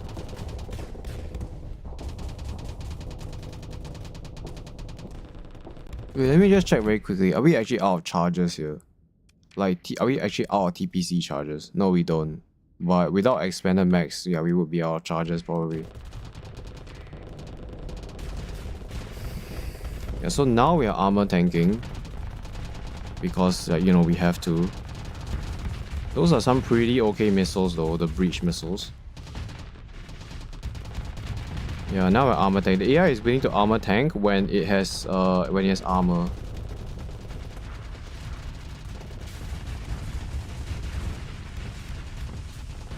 Man, this is a very horrible angle. Oh, those missiles might make it happen. Oh, no, it's not enough. He did take a lot of damage though. Yeah, so it seems like it is willing to armor tank. I mean, when it has armor. If it doesn't have armor, then it doesn't do it. Like now. Then now it gets overloaded. It's weird. It's weird. I don't think heavy armor is worth it. That sounds crazy, but the 40 points is very expensive. Like, it's super expensive. This guy actually 9 honors points. Railgun is 7. I think getting the railgun might be better because it's just cheaper. I also could go for, say, like a HVD here. How much damage does it deal? Per second, 138. This does 250. So this is like almost double. I mean, but they do provide a lot of long range pressure though. Let's just try this. I'm not a big fan of this because the slow turn rate sucks as well. Well, this one is also slow, but this is a perfect weapon. It just means that against frigates and ships they're trying to flank us, it's gonna be a lot harder to hit them with that. But at least this gives me more capacity. Let's see. The AI might also be very hesitant to push in because of the HVDs, the very long range of the HVDs.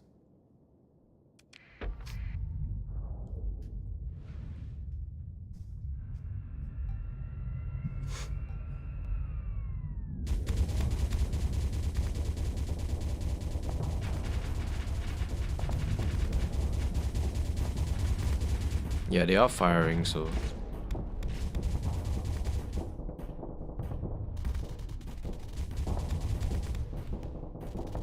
It's actually doing a much better job at pressuring the enemy compared to heavy needlers. If it's cheaper, I think they might be better as well.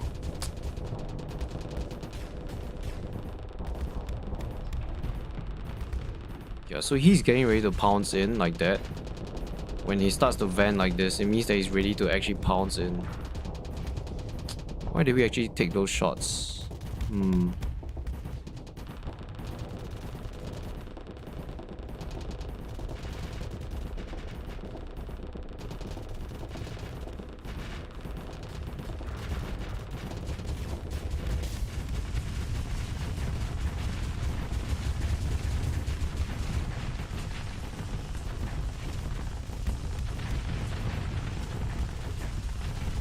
There's a lot of armor gone. Nice.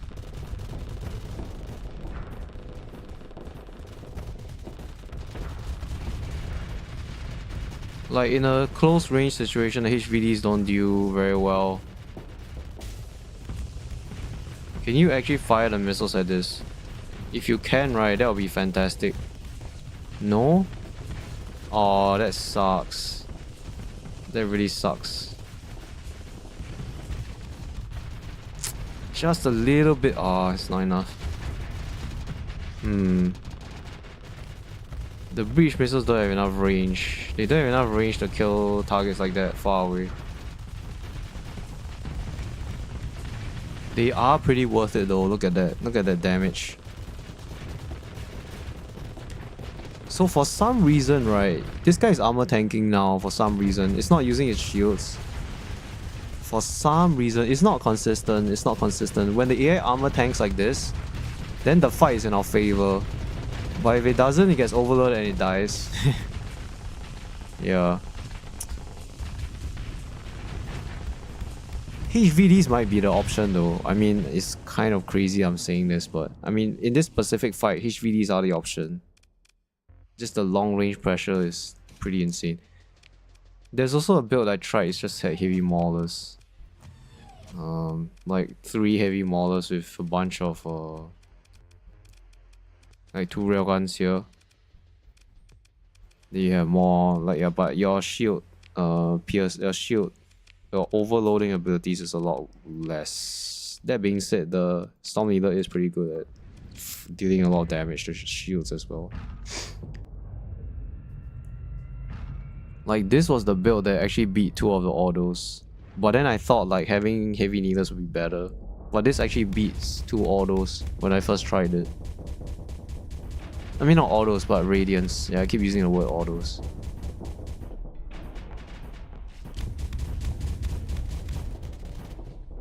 Yeah.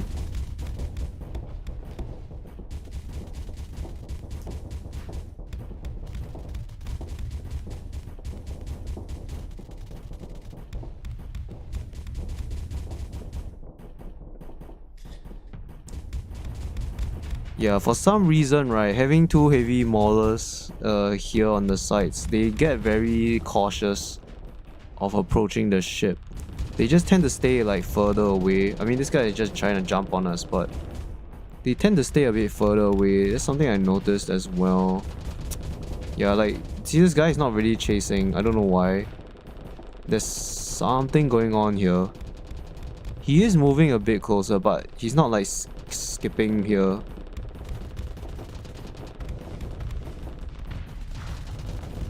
Okay, so you have decided to go in. Now he might come in. Yeah, he's gonna come in now. Yeah, we just don't have enough like shield damage really. Not enough. It's very reliant on the Storm Needler. That's the thing. Because we have heavy maulers here, so they're not bad, but it's just very hard to get through shields. Even with 2 railguns and 1 Storm Needler, it's just like not enough. The previous build was a lot better, yeah. Because it actually overflux these ships faster. But now we're like a bit of a tough pickle.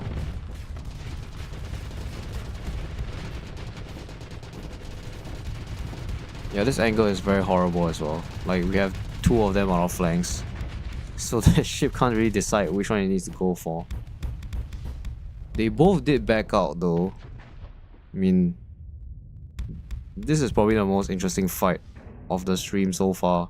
We have 1 Radiant here and 1 Radiant here. They are at our extreme flanks, so they are very dangerous. Like, he can just jump in from the back and disable our engines.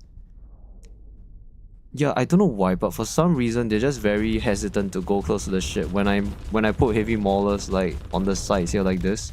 When I put hyper velocity drivers, this didn't happen. I don't know why. It's interesting. We'll try the HVDs again and we see if this is a behavior that happens or whether it's just the heavy maulers. Those are some good shots though. Okay, we did get overloaded. I'm just gonna die here.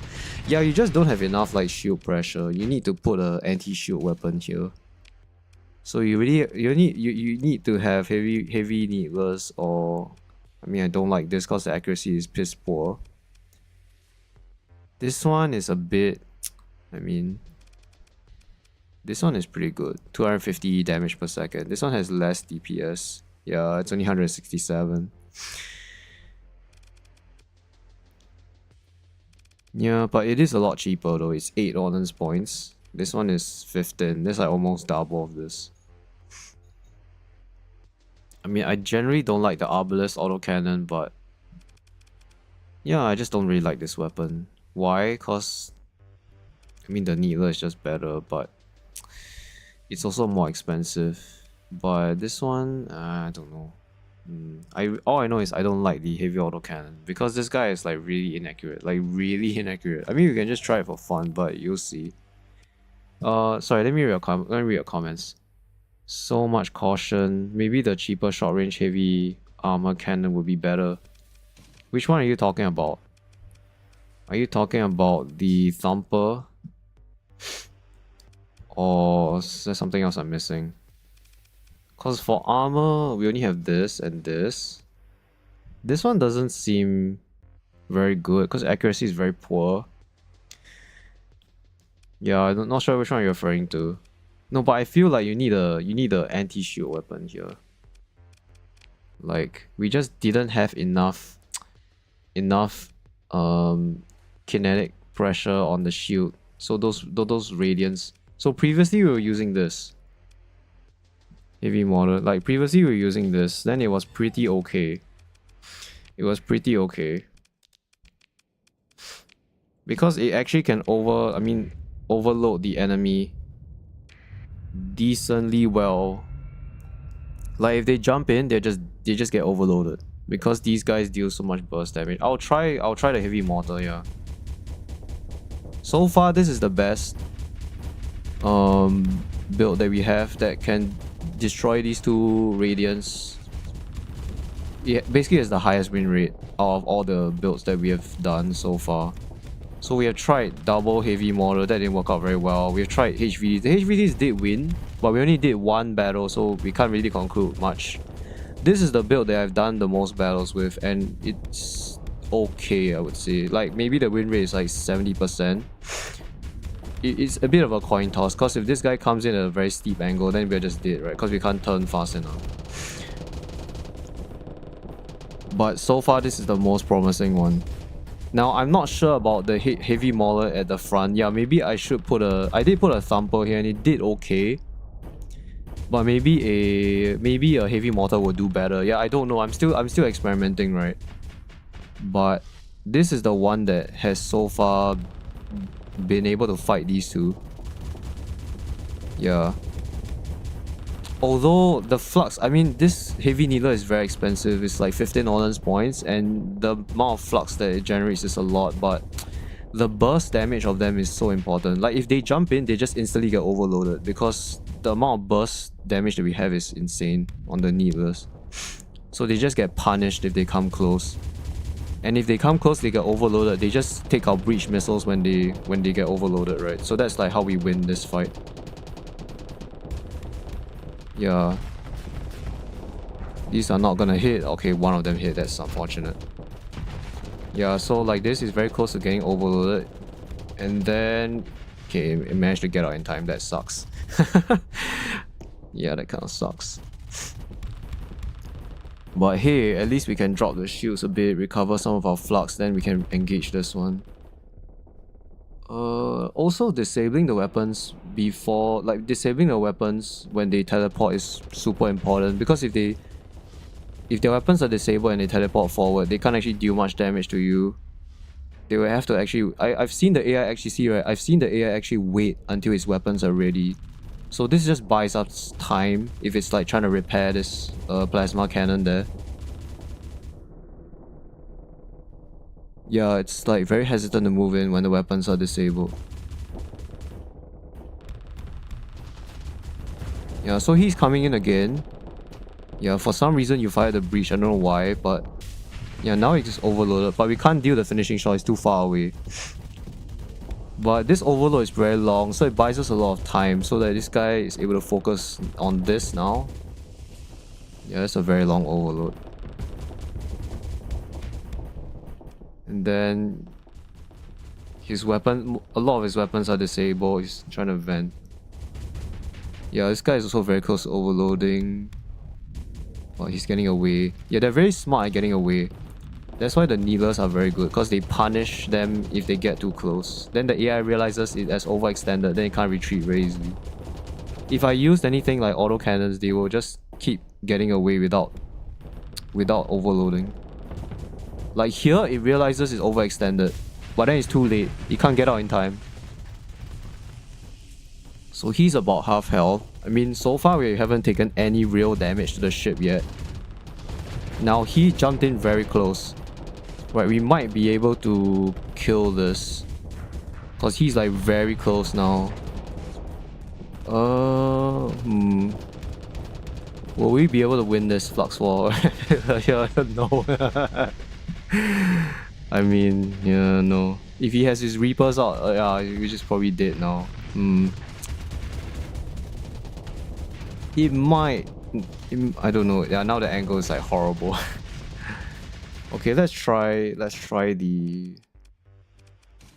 let's just try this, right? So we'll put...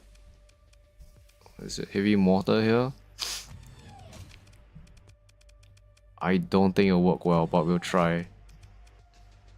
Maybe Mauler at the front is a bit... it's a bit too... it's a mistake. They have long range, but they don't have very high DPS for fights like this. Can we actually afford heavy armor? I might put heavy armor with this. With the needlers, we couldn't afford this without sacrificing a dissipation. I don't think it'll go well, but we'll see. Maybe I'm wrong. Wait, did I not spawn those ships? Oh no, I'm not on autopilot. I'm pretty sure in a good player's hands, you can actually fight both of those and win. But we're just gonna try. We're just seeing whether the AI can actually do this on its own.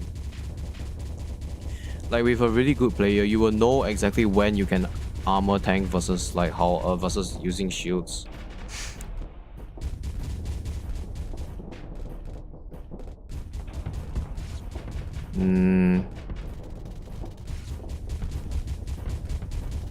So the only... I mean, the Storm Needler isn't working. The railguns are working, but it's not enough.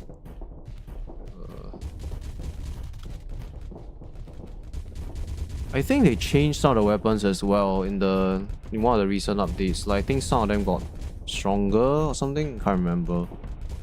I do know there were some changes. Like, I think they made... What did they change again?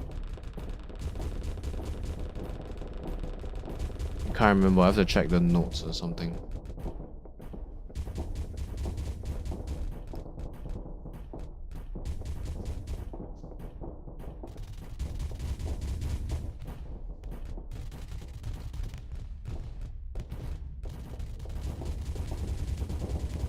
it's a bit hard to see whether the arm. I mean, it did take some armor damage, but it's a bit hard to see whether all the armor is gone. Like sometimes, like it's hard to tell whether it's 50% left or whatever. You can't actually see it. So actually, so far this is going quite well. I mean, we'll see whether if they both jump us again, then yeah, it's gonna be horrible. But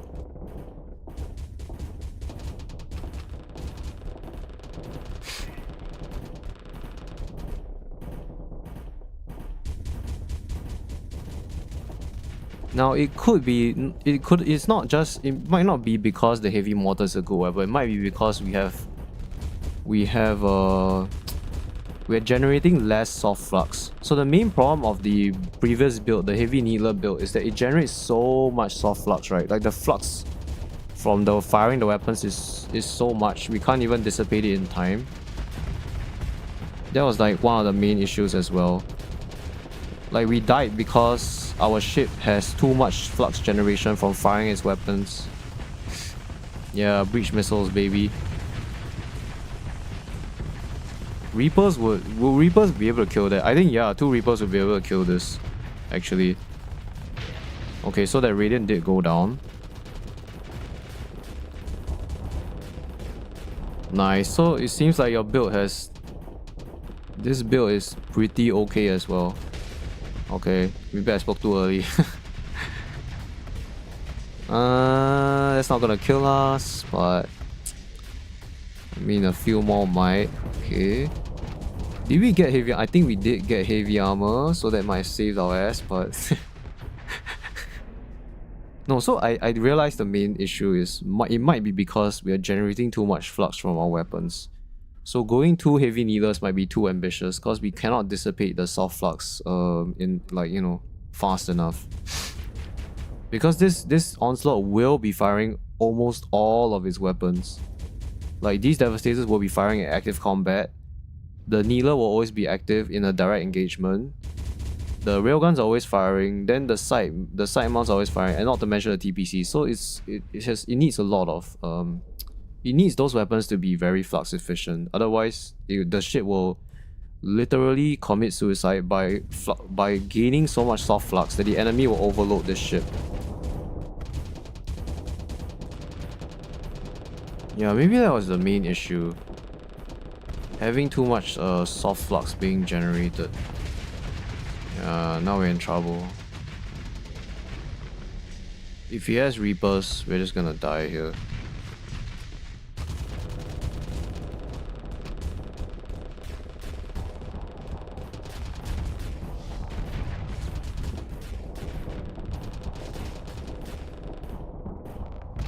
Yeah, we are very close to... Oh, we're gonna die here.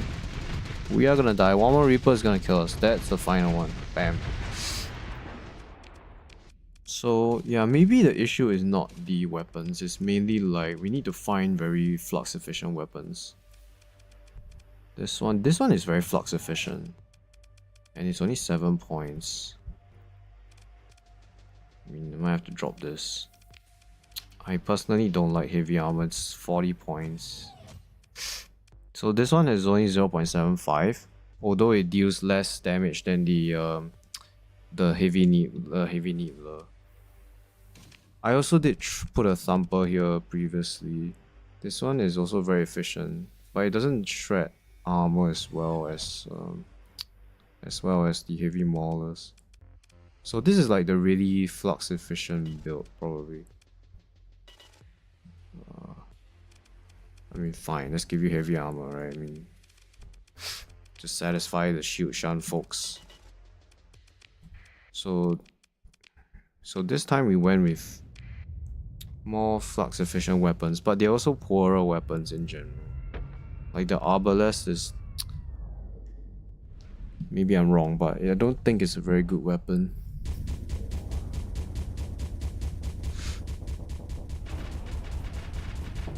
Sometimes these guys just take some chip damage from literally standing there. Like, I don't know why they have their shields down. It's a bit weird.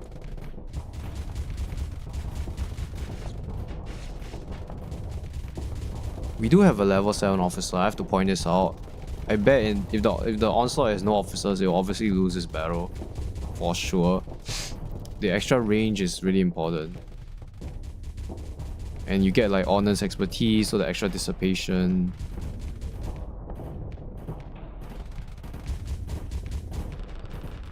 The Arbalists are also very slow firing weapons. And they have a very slow turn rate. Obviously in this fight that doesn't matter a lot because they're not very mobile. They're not like frigates that it's very hard to kill them because they are very fast.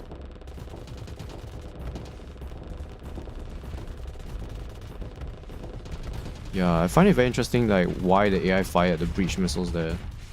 Although it didn't have any real chance of overloading the ship.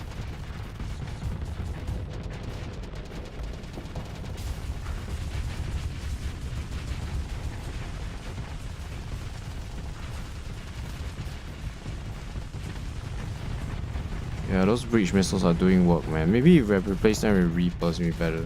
Now we're kind of like in trouble. Yeah, we're in trouble now. I mean, as long as we get into this position, we're just dead, really. Oh wow, maybe I spoke too early.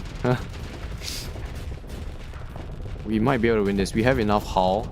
No, don't use your shield. You're gonna get overloaded. You're gonna get overloaded, buddy. Sometimes it's smart. Sometimes it's not so smart. Like that. Okay, that Reaper's not gonna do a lot of damage because it hits the armor instead. Now you're in trouble, right? Oh, you're not. You gotta wait in time. You gotta wait in time. Maybe I'm missing something. There are instances where the AI armor tanks and there are instances where it doesn't. Maybe I'm missing something. Maybe it took too much damage for the armor.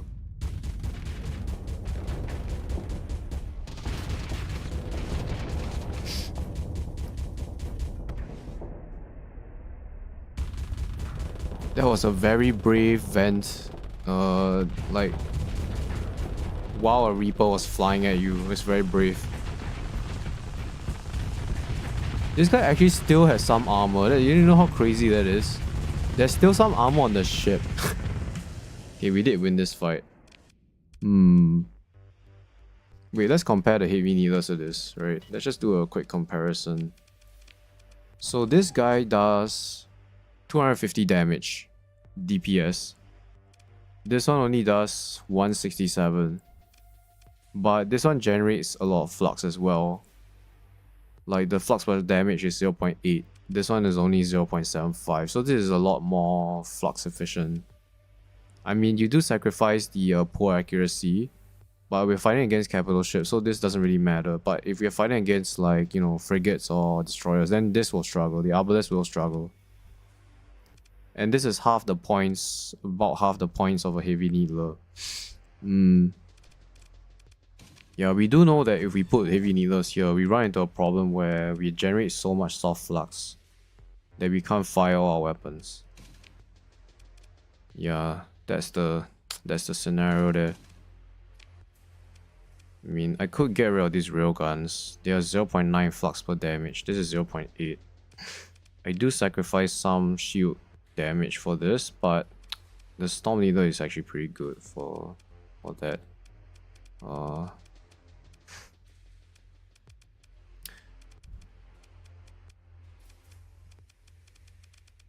Heavy mortar.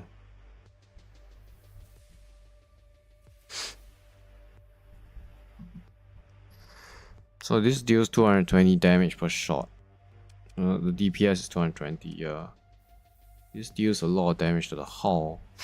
Not so much against the armor, but this is fragmentation damage. So even though it's like, you know, even though the hull, I mean the armor and the shield is not impressive, but the thing is like, this is fragmentation. So when it hits the hull, it actually damages all the armor around it as well.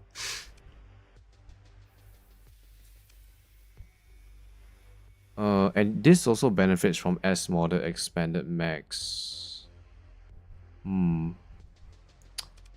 Wait, let's check the Mauler very quick. How much DPS does this Mauler deal? 120 per second. It does have more range, but I mean the range is useless. Because it doesn't do anything at that range. Like the enemy shields will be up. Let's try this. Let's try the thumper with heavy needlers. We're not gonna put railguns here just to save on like flux generation. I mean, this might be a mistake, but do we have enough points for hardened heavy armor? We do have enough points for this. Alright, let's try this again.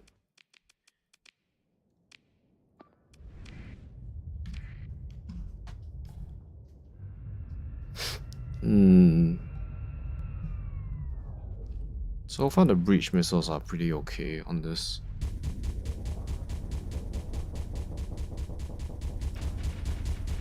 So we have no railguns at the front, we're just relying on the needlers. Right.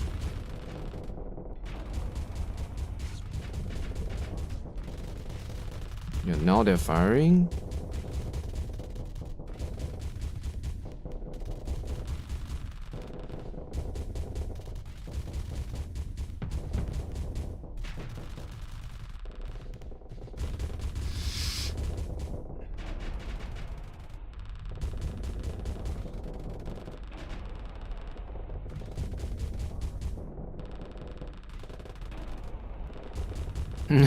He's just like venting. He's just like taking the damage on the shield and just venting. Okay, he's like barely at the range where he can fire his auto pulse.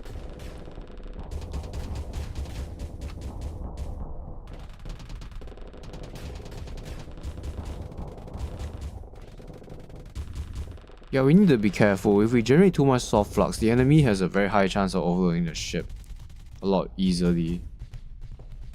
I mean,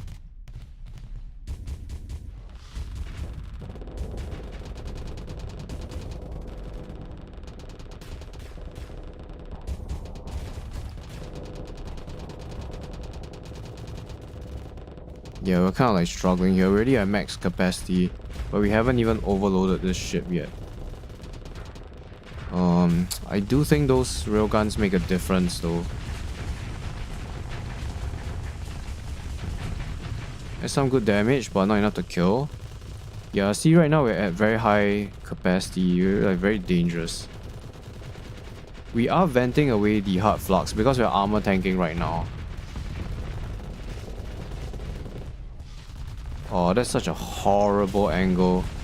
Oh, we might be able to kill this. Oh, yes. Thankfully, the breach missiles can hit that angle. That's actually clutch. I think we can win this now. Right, he's still armor tanking for some reason. Yeah, I don't know why though. Maybe because there's a lot of armor left. Previously, the AI just used his shields at this point, but then here it's actually armor tanking. And that's the right thing to do because he needs to fire his weapons. Okay. Okay, interesting.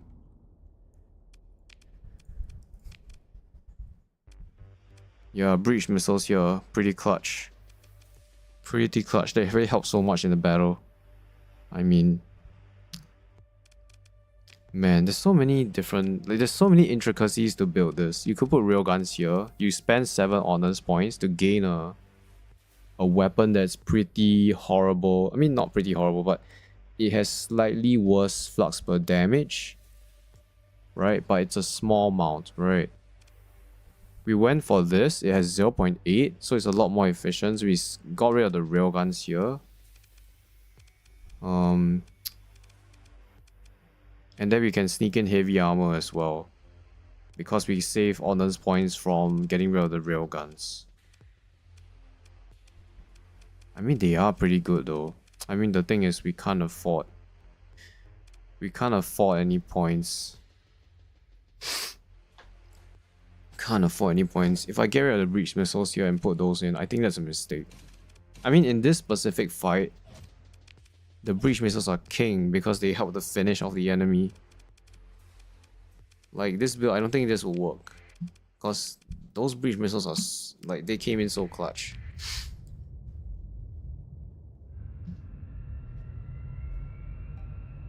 The good thing about breach missiles is that even if some of the missiles don't, like, you fire like 5 missiles, right? So some of them will get hit. The problem with Reapers is that it's literally a 50-50. It either hits or it whiffs. If there's a piece of rock that's in your way, it could mean that the Reaper will miss. Yeah, like look at this freaking asteroid here. If it is in the way, it will miss the Reaper. I mean, Reaper will hit it or some other ship part or whatever. It's quite common in very large battles. It could also just whiff because the angle is like really bad. And then the enemy ship just like slightly strafes it.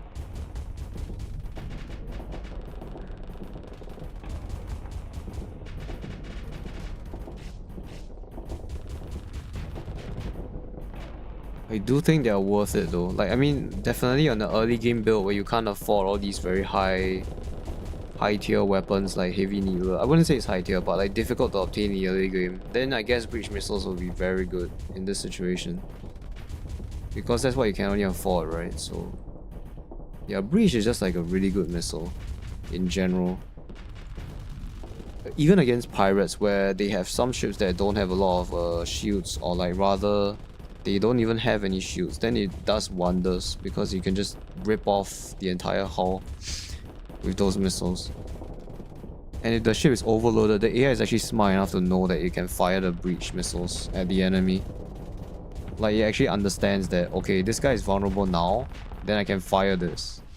But you still have instances where it just wastes its missiles as well. For some reason.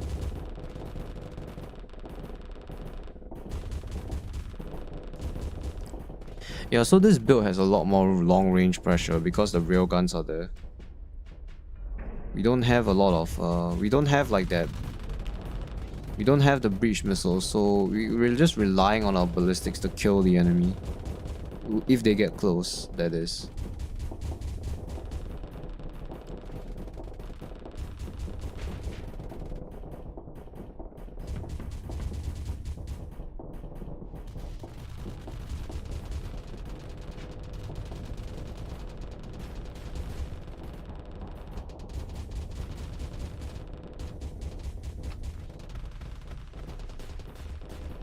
Yeah, like in that particular scenario, why did it fire all its Reapers? Like, I don't know why. Maybe it thought that it could overload the ship by firing those Reapers.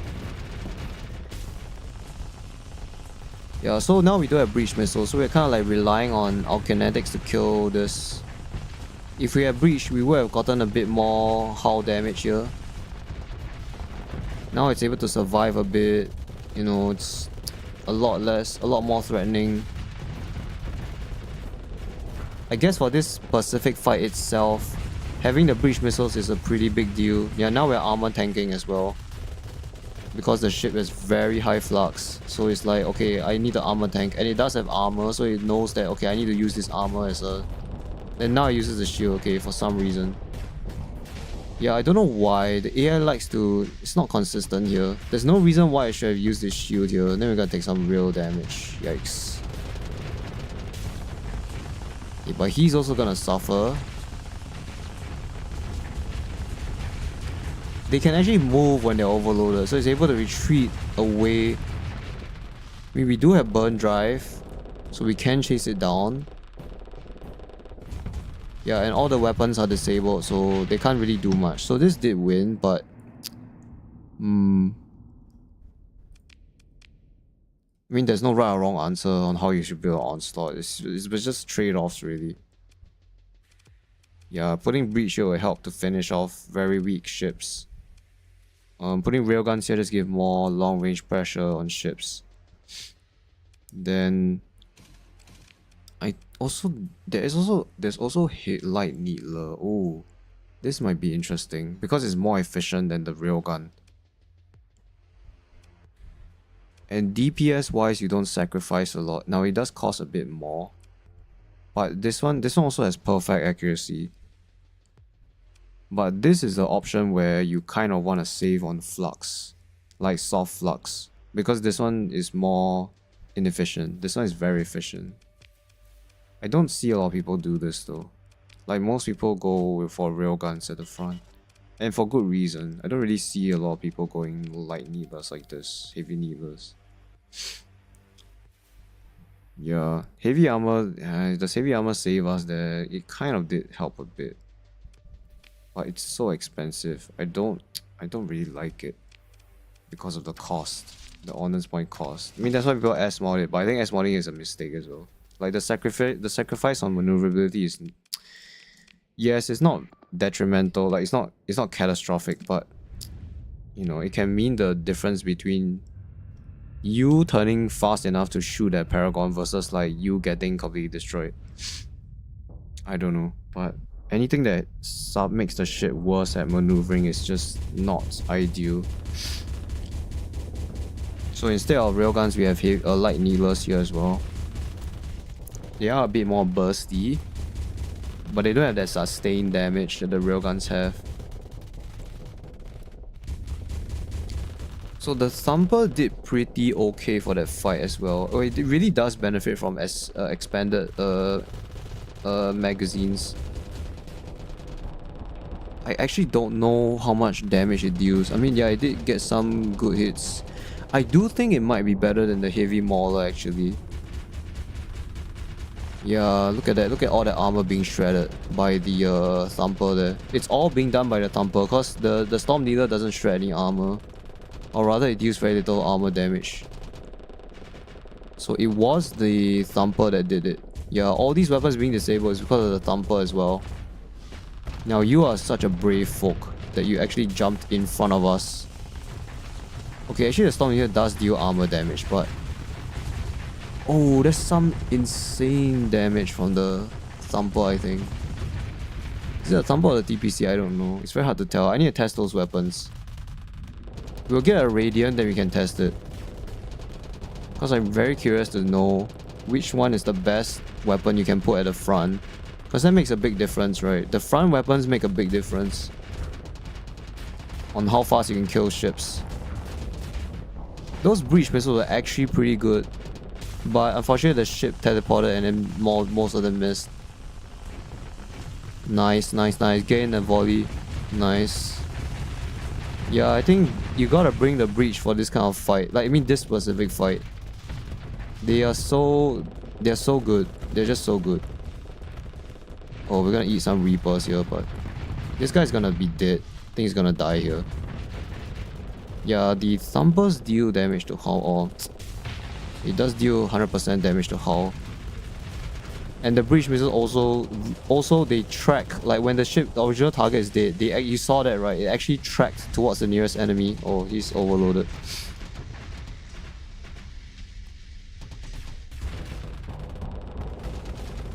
Yeah, if you have the officer skill that allows your ship to recover from overload faster, that's also a good ability. I think we do have it on this guy. Yeah, less time overloaded.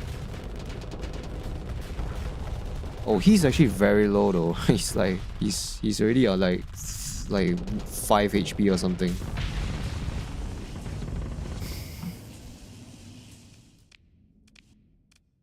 Okay, let's go and test this. So we're gonna bring the Thumper. Then we're gonna spawn a friendly Radiant so that we can see how much damage it does to them. We do have a Radiant here, yes.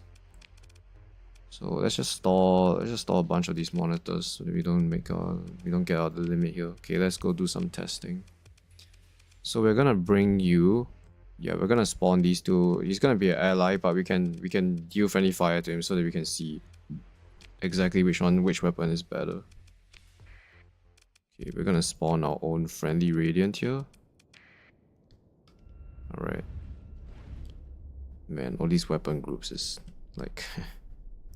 So let's take a look here. Like, how much damage does one shot deal? Oh, it's a volley. Okay. We need to go to the back of this thing. Otherwise, it's gonna activate shield.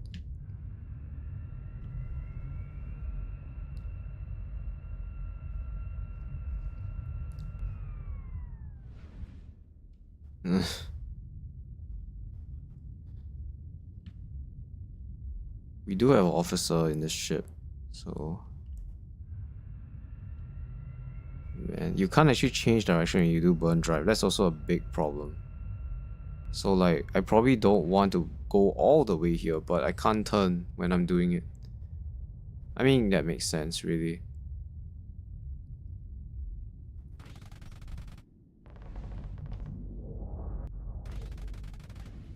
Does it actually do a good job of stripping armor? Yeah, it doesn't. Oh, actually, you know what? Let's give you let's make you have shield shunt. So that you can't use your shield. Yeah, I don't really care about the additional armor, but I just want to not allow you to use your shield. That's not the one we want. This is the guy we want. Alright, so we should be able to just shoot at him. Those Stumpers only deal 25% damage to armor. Yeah, that's not doing a lot of damage to armor. But against Hull, I bet it's a lot. It doesn't seem very impressive. Like, why would I take this? It doesn't help against the Radiant in any way. Okay, let's try firing some breach missiles so that we strip off some armor here. Oh. Right, okay. Fine. TPCs then. Let's just blast the armor off. Yeah, we want to blast the armor off. Okay, the armor is off. Now let's see how much damage does the Stumper do against this. Right, this armor is already shredded.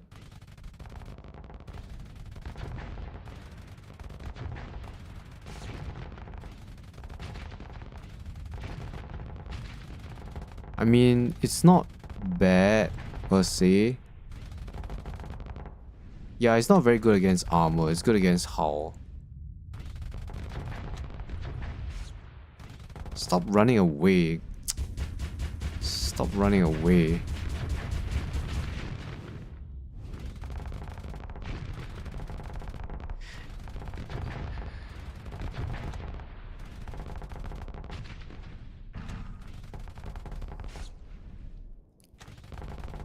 Okay, I think you've seen enough. Let's try the heavy mauler now. Man. Because I don't think this guy is really good. I mean, we'll see. We'll see. Oh, I didn't mean to deploy all of you. I didn't mean to deploy all of you. I mean, if I go bounty hunting, I'm essentially doing what I'm doing now, which is just trying to figure out which weapon is the best. At the front. Heavy mauler, yeah, this is the one. So this guy has shield shot, so he can't actually activate his shield. Let's see, how much damage do we deal to this armor here? Okay.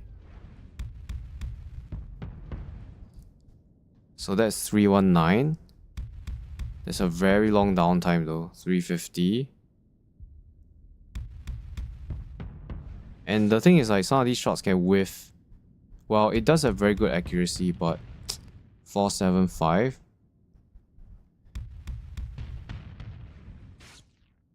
It did do a bit of hull there as well, because the armor is gone. Ooh, there's some nice damage, and weapons are disabled as well. So it does 300 per, like, you know, every few seconds, right? This guy, let's take a look. This guy, let's just do it again so that we refresh our memory a bit.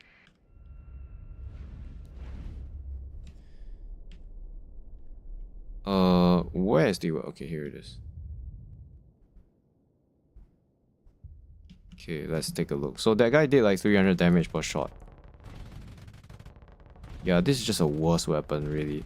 It doesn't do any hull damage. It deals damage to the armor, but it's very poor at doing it. That guy had...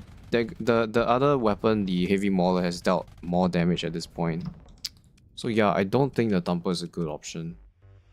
Against hull, it's good, but most of the time, you just want to get through that armor.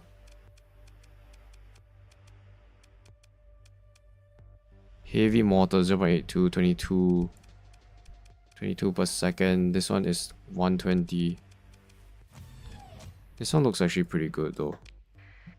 Like as an anti-armor weapon.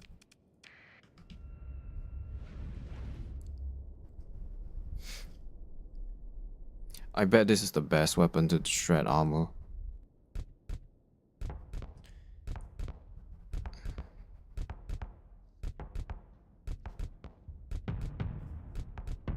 Man, the accuracy is piss poor though. It's not hitting at the same spot all the time. So sometimes it can hit on fresh armor and then it doesn't do much.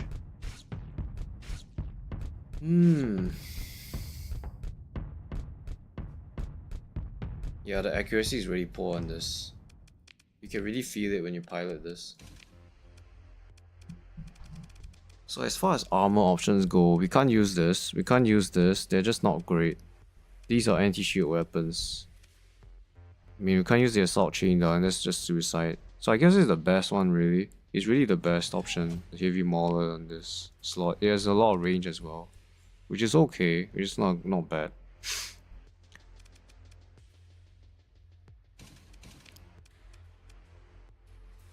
I do think railguns here is the right option. And then heavy needlers there. Otherwise, yeah, this option, the autocannon, is so very inaccurate. They can't actually deal with frigates. This one is a bit... I mean, it's cheap, but against frigates, let's just try this. Let's just see how inaccurate these weapons are. Against frigates, it's gonna struggle. We can't just like, you know, make a build just specifically for capitals. We need to think about like the general picture as well. So where is this weapon here? Arbalest, yeah. Yeah, look at that piss poor like fire rate. You're not gonna be able to hit frigates with this. Which is why it's like so cheap, right? It's only 7 points. But if we have heavy needlers here, then we can actually decently hit frigates with this. Actually, I don't need the radiant here. I just want to demonstrate this. Yeah, you will be able to hit frigates with this. And you will be able to overload them. Especially with advanced turret gyros. Yeah, this is pretty lethal. So these are the best weapons we can put here. In terms of like anti-shield. We need a shield weapon in this slot. On the flanks. To overload destroyers, cruisers, they are trying to flank us. Yeah, so these guys, so here, right, heavy needler. Yeah, this is pretty clear to me. This is why, like, even for the Paragon, people have converged to... Where is it? Where's the Paragon? This is why for the Paragon, people have converged to heavy needlers. For the same reason that I explained. It's just very reliable against, like, destroyers, frigates, even fighters. The amount of, like, shots that you fire, it just deals damage to stuff. Anything that's there just takes damage. Now, not all the shots will hit, but the point is there's somewhat reliable damage that's being done. So that's pretty clear to me. Yeah, these two slots are heavy needlers. I do think breach missiles here is a good idea, although it's a bit expensive because there are 10 ordnance points. You do get 50 ammo, which is a lot. You could also go for Reapers.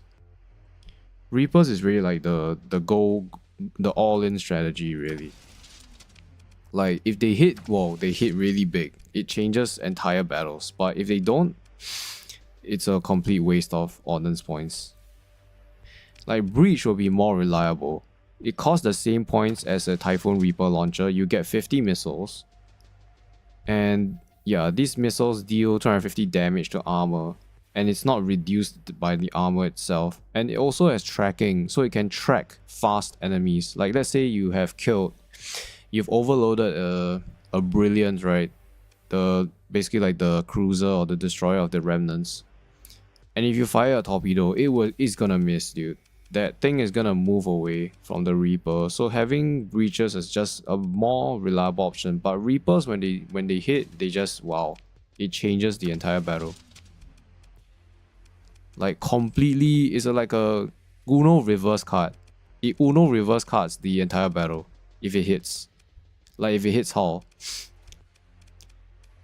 So yeah, you need two anti-shield weapons here because the Storm Leader isn't enough to overload the ship. So you need like these two. Then the Heavy Mauler is at the medium slot because, I mean, it's a medium slot weapon, so you have to put this here. Yeah, but I think Heavy Mauler is the best weapon for the front.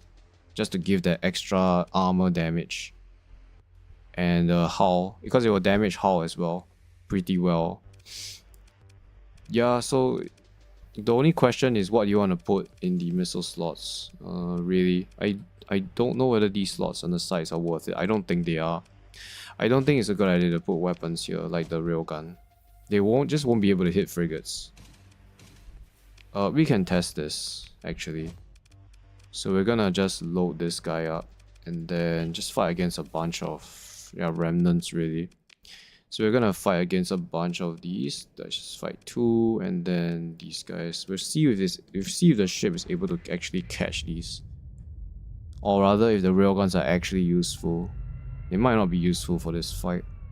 Yeah, so we're gonna come on our flanks.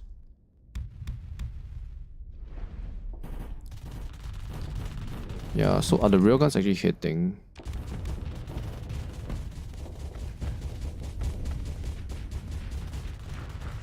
I mean, they're not really firing.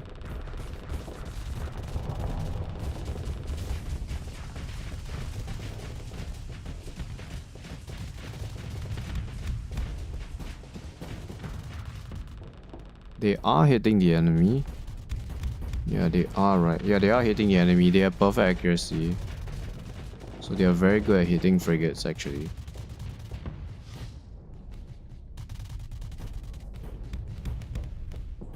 Ooh, that was nice. That was nice. I might be wrong when I said that railguns at the sides are not worth it. They are actually hitting the frigates. Yeah, they are hitting the frigates. Yeah, they are able to hit the destroyers. Pretty well, I would say.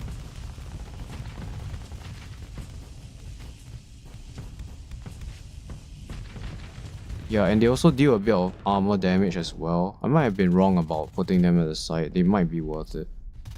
Yeah, see this shot? Hit. It's a hit. So they are able to hit frigates like this. These are really fast frigates. They are very mobile. That's a hit. That's a hit. Another hit. Another hit. Another hit. Yeah, it's doing well actually. I might have made a mistake by saying it's not worth putting them there. Like that amount of additional pressure means that this frigate now is back all the way here and it can't contribute to this fight. Because overloading frigates is how you kill them. Like otherwise they just, you know, they just keep moving away and you can't catch them. The only way you can kill them is by overload. Or like weapons like, yeah, I mean even tachyon lancers. The reason why tachyon lancers are so good against them is because they overload the ship. And then the ship has to drop its shields and it dies. This changes some stuff. So yeah, I think these guys are worth it here as well. Interesting. Yeah, maybe this angle is a bit too steep. This one looks good though.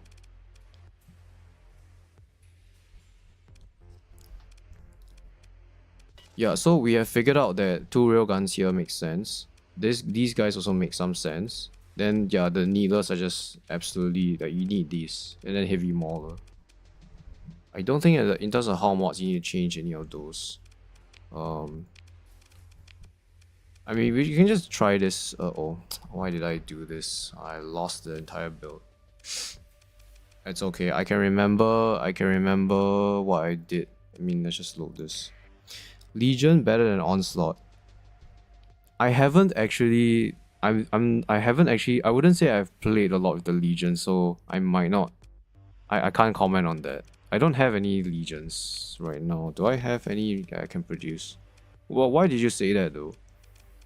Like, what's the... I don't have the 14th battle group variant. Like, what's the reason?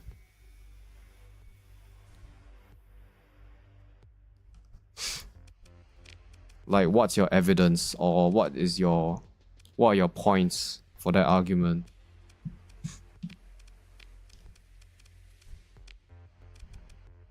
I mean, in a one-on-one fight with Onslaught, I think the Onslaught will win, no?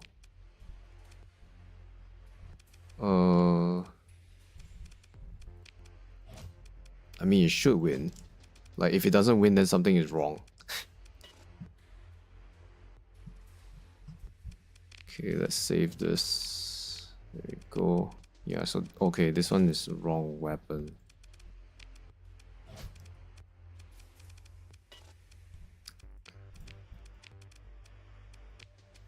Yeah, the strip and auto fit now buttons are very close to one another.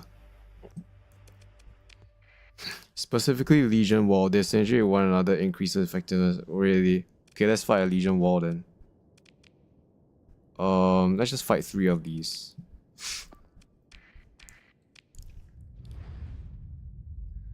Wait, was that the 14 battle group? Ah, it doesn't really matter. Right, so this is the Legion Wall, right, you're talking about.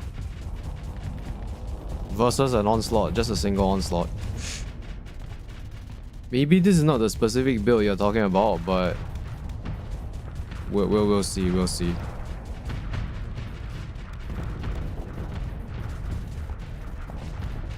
Yeah, I mean a lot of these bombs are gonna hit, so that sucks.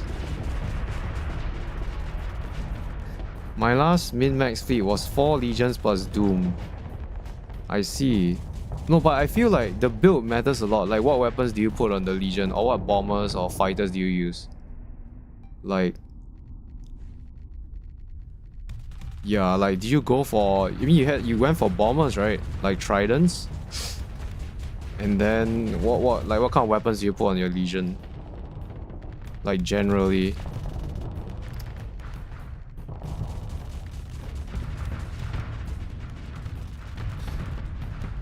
So we haven't died yet, which is good, I would say. These guys are taking some armor damage though. Some of them are low on armor. This guy is overloaded. He's taken a lot of damage to his armor. This guy is also overloaded. Well, those sables are pretty deadly, but also I realized recently in the update that the AI is very smart of dodging sables. They actively turn off their shields when they know that sables are coming. I have seen it happen. I've seen it with my very eyes. That made me to switch from my 2 longbow 4 trident astro build to just full tridents now. So I just use full tridents for the astro. I don't even bother with the longbows because the longbows don't even contribute anything to the fight at all. You would think that the longbows would help to overload the shield, but a lot of times the AI just knows how to drop the shield right before, if when the sable is hitting it. Okay, our ship is very overflux because yeah, we are having a huge problem firing our weapons. We just don't have the dissipation on the Onslaught to fire all of its weapons. But we did just vent here. So we recovered all our flux. And we regained half of our soft flux again. Yeah, you got an S-mod flux distributor on this thing. I think that's pretty clear to me after all of these tests. You just don't have enough dissipation to fire all the weapons. Yeah, it's already maxed out again. But this is good because we are trading our soft flux for damage. And we are not getting a lot of hard flux on our ship. In fact, we haven't even taken much damage. I mean, probably not even a single, probably just 10 points or something, very minimal damage. So the whole idea of this ship is to trade your soft flux for basically enemy hard flux. Then we use point defense to make sure that things like fighters don't ever drop, don't ever deal serious damage to the ship. We do take a lot of bombs though. I mean, cause it depends on the angle they're coming in. If they're coming in at an angle where the Devastator cannon cannot fire at it, then it's a bit difficult. Now, obviously against a bunch of longbows and a bunch of tridents, they will be screwed here because those will actually deal some real big damage against us. Like if a bunch of tridents come in now, longbows come in now, those sables are gonna do a lot of damage to the shield. Then you follow up with tridents, especially if they hit at the rear like this. If the trident's coming from this angle, then we're just screwed. Legion, 2 Hephaestus, plus 4 railguns, 4 typhoons. Right, versus Radiance, okay. 2 broadswords and dagger, okay. Rangefinder, I see. Yeah, I haven't really tried Legions that much. I will give them a try though. I do think the 14th battle group variant is... I'm not gonna bother with the normal variants. I just want to get the 14th battle group one. I don't have the blueprint. I need to go raid Chico Mostock again to get it. Yeah. But I do know that yeah, they are strong if you have like 4 of them. I've seen those defeat like remnant fleets, yeah. Yeah, I just don't have it now. I don't have the Marines to go and raid Chicken Mostock again. I just finished the raid this stream. So I lost like 1,000, no, about like 2,000 Marines today. I don't know if they made it harder, but it seems a lot more difficult. I see. I will give it a try though, yeah. Legions. They do seem pretty good. All I know is they have a lot of deployment points. I mean, there are a lot of ordnance points as well. Like, yeah, they got quite a healthy amount. They are also very tanky. Yeah, 310 is a lot. They are also very, very tanky. They have a ton of armor. It's very hard to kill one of these. Very hard. Yeah, I'll give it a try. So you bring like what, 4? 4 of these guys? 5? How many do you usually bring? Let's keep this Radiant. This Radiant was just our like our lab rat. Alright, I think yeah, this is the build that I converged on. Eventually. There's also the Shield Shunt build, but I do think Shield Shunt has many weaknesses. Mainly EMP, mainly Tachyon Lancers, really. It's very weak against Tachyon Lancers. And high intensity lasers as well. I actually haven't tried against high intensity lasers. Yeah, so this is the Shield Shunt build. Let's try against a bunch of Persian League Sunders, because that will be interesting. These guys have no, yeah, they have high intensity lasers. Let's try against 4 of these. Let's see how this guy does. Will it take significant damage or not? Wait, what's going on? Okay. You do some dedicated killer ships like Dooms, I see.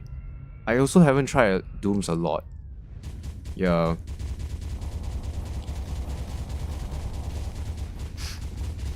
Dooms is the mine ship, right? The one that lays mines, right?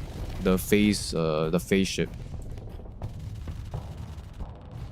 Okay, this guy has so much DPS. The high intensity lasers aren't really destroying the armor. Maybe we should fight some executors, because those will have some like beam weapons. These guys are quite squishy, so I think we'll win this fight. Yeah, these guys. No. Is it this one? I mean, it's this one, right?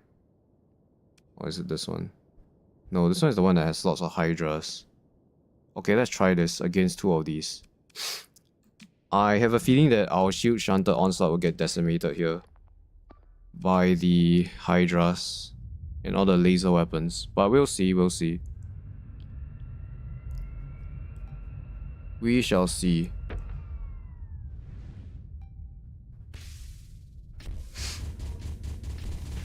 Now, I don't think our PD is very strong, but some of these missiles will get through. I mean, these red ones are very deadly. Okay, they didn't actually fire off. Legions don't have the same frontal. Yeah, you do. Yeah, I agree. Yeah.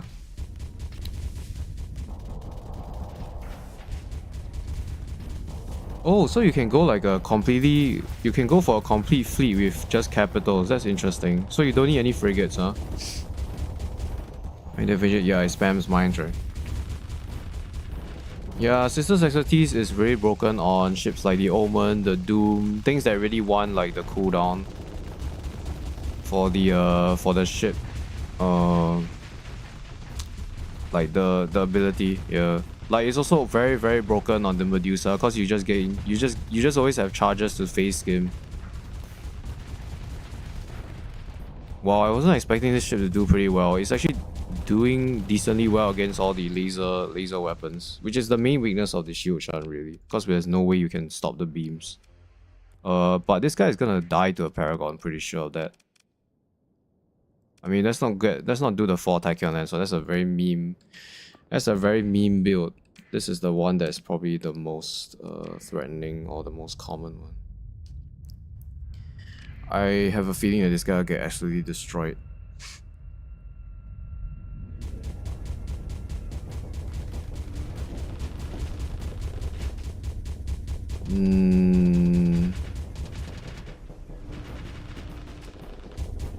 2,000 damage to the armor. Look at that. Just from a tachyon lens beam. 1,000, 3,000 hull. Ooh. Yeah, this shit gets absolutely destroyed by tachyon lenses. Not to mention that the EMP... Okay, when it charges like that, then we actually win. Now we win. It's still pretty neck and neck. Now he's backing off. You shouldn't back off, dude. Why are you backing off? You have a shield shun.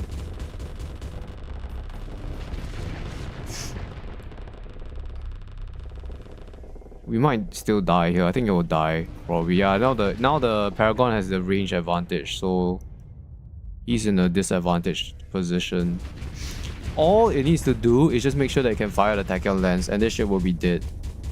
It will be dead. No frigates, I see.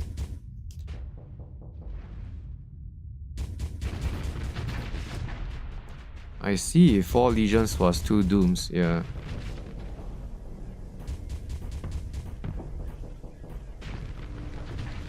Yes, I know that the plasma cannon shoots through fighters, yeah. But the problem that I have with the plasma cannon is that it's so flux hungry. Like, yeah, I mean, they are both very good weapons, I would say. The plasma cannon and the auto pulse. Yeah, it's just that the auto pulse is a lot more flux efficient. Oh, actually, we're gonna win this fight. Interestingly, we win by the skin of our teeth.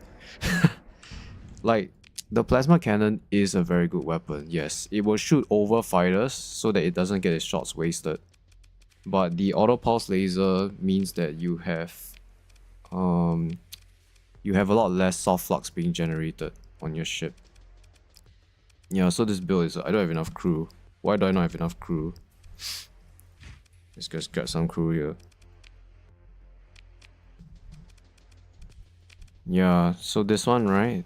I mean, first of all, you have to sacrifice some ordnance points to put this plasma cannon because it's 5 more points than the auto pulse laser. No, it's 10.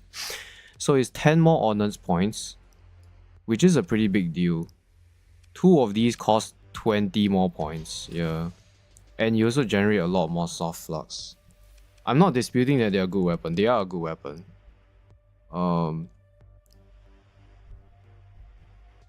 Yeah, it's just a trade-off, really. You do deal an immense amount of damage, yeah, but your flux dissipation is I mean, your soft flux is just gonna evaporate, really.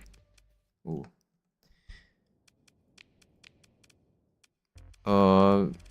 Let's see here.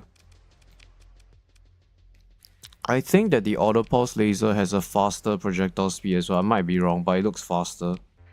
So it can catch things like brilliance or like fast ships. The plasma cannon has an issue with hitting faster ships. Wait, actually, is the accuracy even perfect on this? Oh, it is perfect. Okay, I might be wrong on that.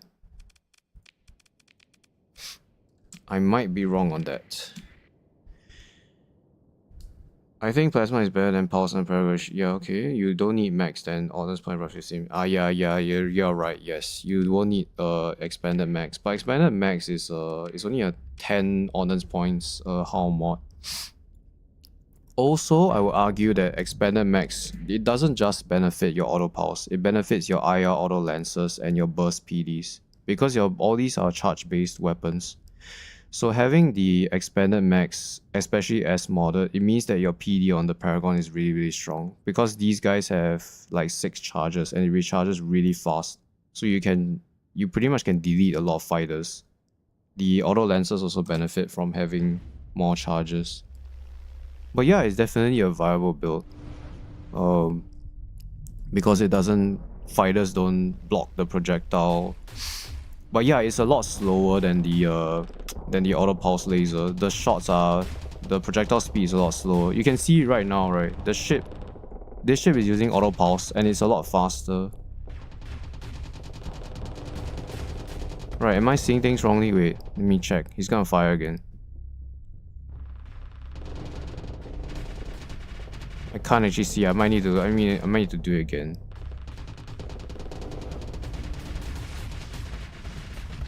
Yeah, so both are definitely strong builds. Both are definitely strong builds.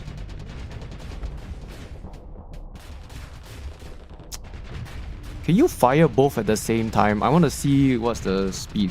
I can check the wiki as well. Actually, yeah, it is slower. I have seen it is slow. Look at this one. So these two are the same at the same location now. Then this one is here, but that one is already hit.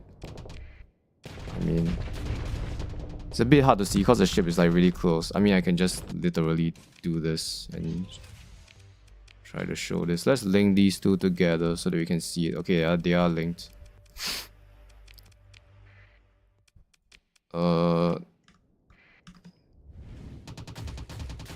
Yeah, it's a lot slower, yeah. The projectile is a lot slower. I mean, it doesn't make a huge difference, but you know, also you need to think about it because let's just say for every single plasma cannon shot, there's 5 auto pulse laser shots. If this plasma cannon shot misses, it's just wasted, right? If you have 5 of these, but 3 of them hit the enemy, at least you have done some damage to the enemy. You get what I'm saying? So this is a 3-round burst, right? But imagine if these 2 shots miss. That's a lot of wasted damage. But the auto pulse, at least you can guarantee, like, you look at all these projectiles, at least I would say like half of them will hit something. So it's yeah, but they're both very, I feel like they're both very well balanced in terms of like weapons.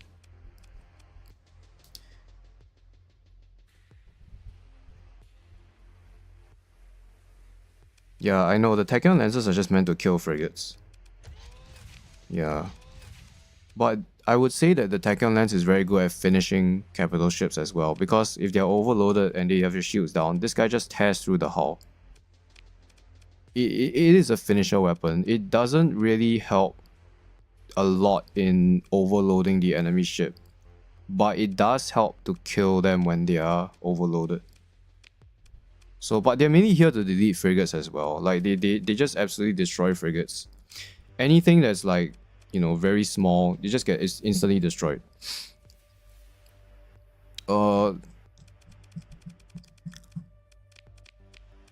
So yeah, the shield shunt build almost died to the Paragon that used tachyon lenses, which is why it's such a huge weakness for the shield shunt. I don't dispute that shield shunt is amazing on the Onslaught. It's probably one of the only ships that can use a shield shunt. But yeah, it was pretty fun to play that. Also, right, I have to mention that most of the time when I die to Remnants, it's because they have auto pulse lasers, so I'm a bit biased towards auto pulse lasers because I have PTSD from seeing them. I mean, most of the time you die, your ships dies like to a Nova that's like fully decked out with auto pulse, or like a Gradient with like 5 auto pulse lasers. Okay, so what do you want to do here? Let's go fight some threat. I want to try the Onslaught against the threat. We're gonna save here, then we're gonna go to the threat systems. We're gonna bring 3 of you. We'll bring one, nah, I just bring 3 of you. We're not gonna bring this Paragon with us. By the way, asked about Quad Coil versus Hephaestus.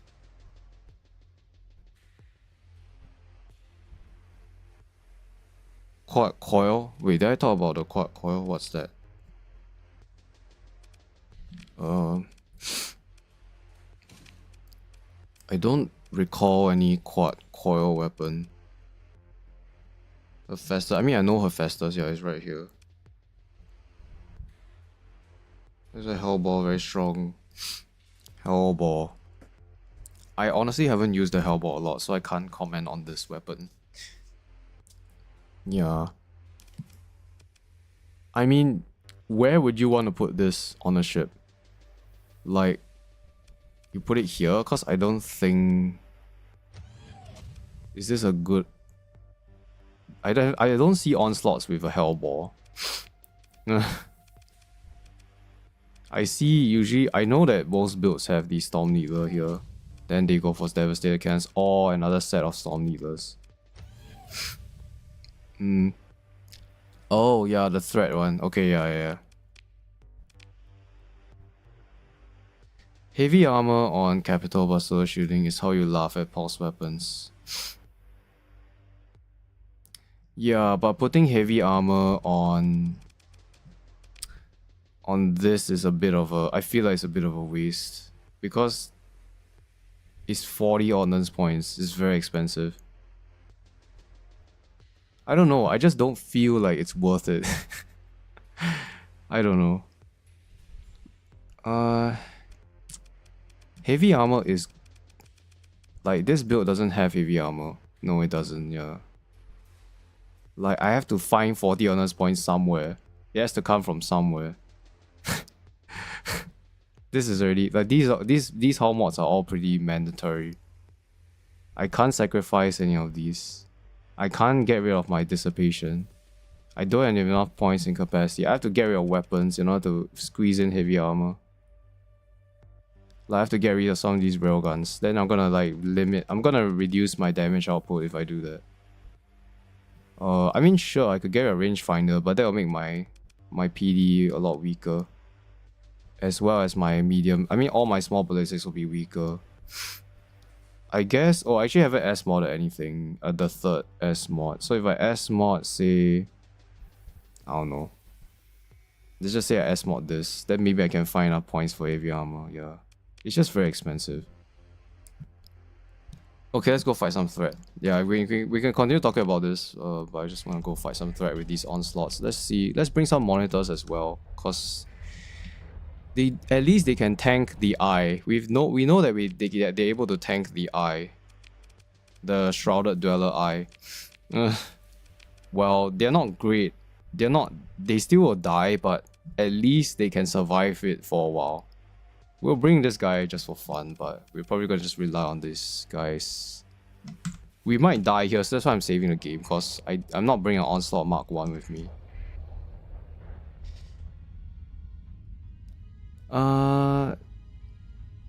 Legion War S-modded. Yeah, I've never tried I haven't really tried the Legion War. I will try that. It sounds interesting. Wait, why am I going here? I need to go to the threat planet. Oh, my wormhole is in this system.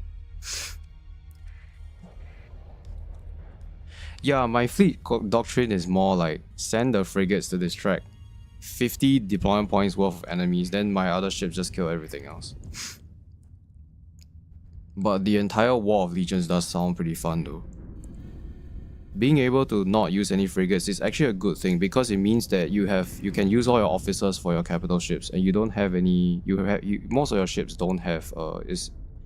You don't like the problem with frigates is that you can't find officers for these guys. So going for your kind of fleet, which is like a huge war legions and just everything is like just capital class ships, it means that you can field your entire crew of officers. And your entire fleet is officers, which is a good thing.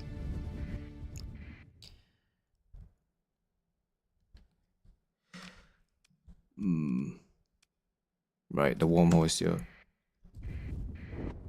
Yeah, I mean, if you're going for like, you know, your strategy where you have 4 legions and stuff, yeah, I mean, maneuverability doesn't matter at that point. I mean, capital ships aren't known for maneuverability either. Like, there's no such thing as a maneuverable, like, Pegasus or something. That's just not possible.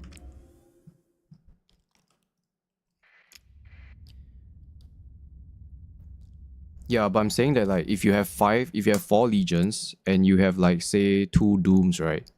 Because the game has a officer limit of 8. I mean, the default is 6. It means that you can use officers on all your ships. But if you have a frigate heavy fleet like mine, where we're relying on frigates, a lot of these frigates will not have any officers. Which reminds me, I need to put officers on some of these ships at least. Fine, we'll put it on you. I mean, these guys can remain without officers, but yeah, like with just a capital heavy fleet, you can just use officers for every one of your ships. That's a good thing. Unless you have this skill which gives your non-officer ships like those officer skills. But that's pretty expensive. That's a very expensive skill as well. Actually, at this point, I can get rid of automated ships. Not even using any automated ships at this point. I'm very curious. I want to fight these Shrouded Dwellers and see how the Onslaughts actually fare against them. This is an enemy for sure. Okay, let's go fight this. I think I'll probably die here, but it'll be fun. Deploy all the monitors, cause they are... I mean, the Medusas are probably gonna die, but...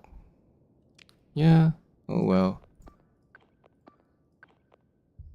So, Onslaught versus Shrouded Dweller. Yeah, we're just gonna let the monitors do their own thing. Actually, you can help to escort this ship. Otherwise, you'll die when you're out there alone. So one of this can actually tank the eye. Yeah, we want this to harass the eye, so that the eye is just distracted by this.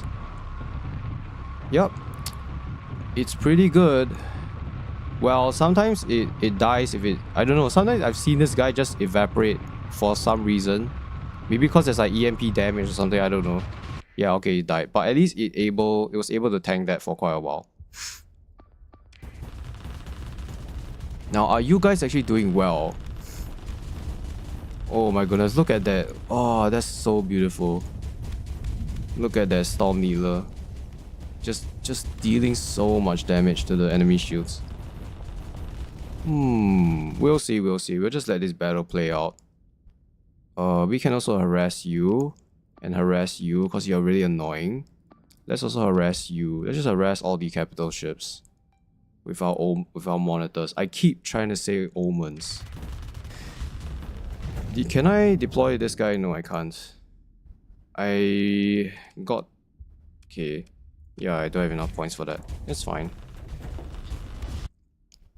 So we haven't killed anything yet. This guy has just died. Okay, monitor, yes. Monitor has died as well. Another monitor has died. Now the real question is, can we actually kill any of these? Doesn't look likely. Fight doesn't look like it's going well. Yeah, this other monitor died, but he did chase the eye all the way there. I mean, the eye is just really dangerous. So you are at half health. Yeah, we haven't killed any of these Shrouded, like, whatever they are called. I can't remember what they're called. Or Shrouded Tendrils. Yeah, none of them have died. Some of them have taken hull damage, but none of them have died. You have way too much soft flux. I mean, this is kind of expected, really. The main problem with that build, the build that we have, is that we generate a lot of soft flux. Another monitor has died. Man, these kind of fights are really hard without the Onslaught Mark 1. We haven't even killed a single tendril. A lot of the damage is spread out across the enemies. Some of them are very low. Can you chase this eye down? Because that would be beautiful if you can do that. I don't know whether you can do that though. Escort package Medusa. Tanking the eye. Okay, well, I spoke too soon. It died. So all of the monitors are dead except for the escorts that we have. This guy is still alive, but probably won't be for soon. You are probably gonna die to the eye as well. Oh, Phase Skimmer is actually good against this thing. Yeah, it's just like wasting its damage. So if you Phase Skim again, come on. Yes. Oh wow.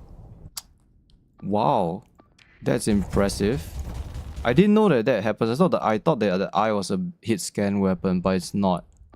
Apparently you can dodge it with Phase Skimmer. Yeah, just go for the eye right now. This guy needs to die. So we killed one tendril.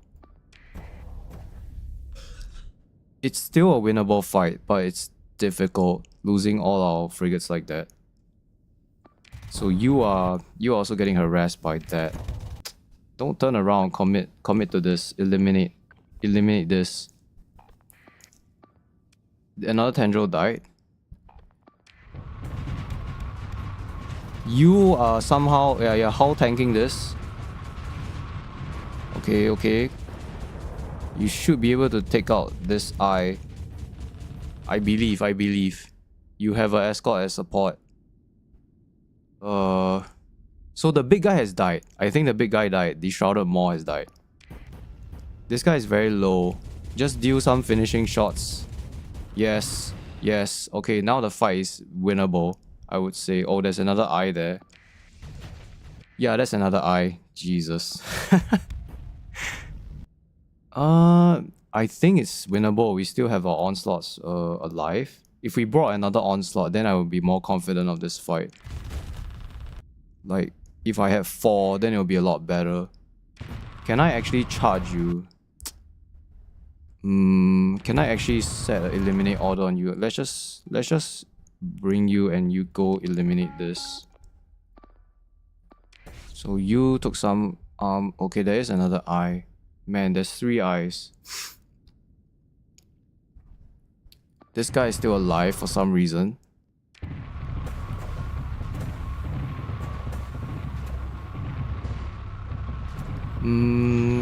Yeah.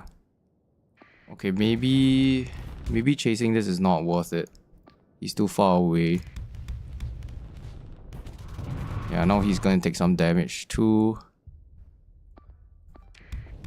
If you can clean up these 2, then you can join the rest.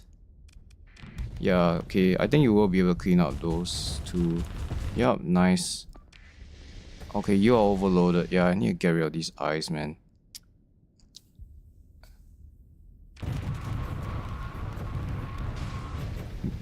Maybe fighters are good against this thing. I mean, it's still a bit iffy though. I know that fighters are very good against the eye because the eye was shut when there's fighters surrounding it. But when I brought an Astro for this fight, it didn't do well. Okay, but then again, I was using Bombers and Tridents, so they were horrible. You are dead. Okay, you died. For some reason, you're still chasing that. It's a horrible... This guy is very sneaky. You are charging in. If you can kill this eye...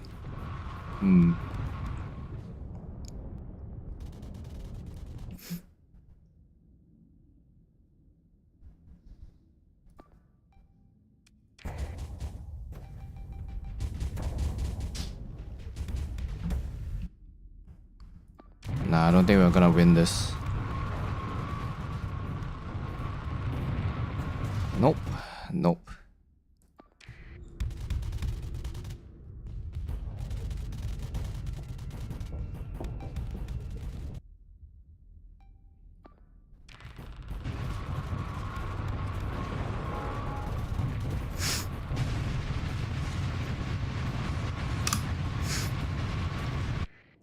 Yeah, so we died. We died here.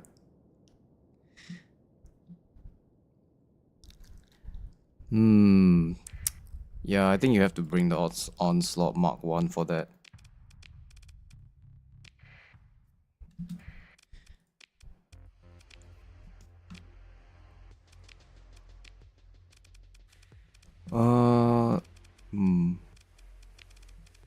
Cool. Yeah, we can't bring this guy. It's not gonna help.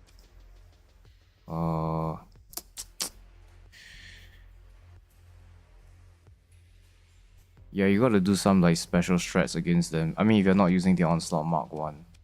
Because I brought Paragons and those didn't work. These guys didn't really work either. Let's try like the fighters. Yeah, these guys have broadswords. I mean, legions would be pretty good because they're very tanky. I don't think the Astro is a good... Don't think it's good for that fight. I have a feeling that the fighters are very vulnerable. The fighters are... The eye is very vulnerable to fighters because the eye will close when the fighters are nearby. I've seen that happen, but I can't confirm that. Let's bring these 2. These guys honestly don't do much for a fleet. Yeah, I do think another Onslaught would be great. Fine, let's bring you. So this is 250. Then let's get rid of you and you.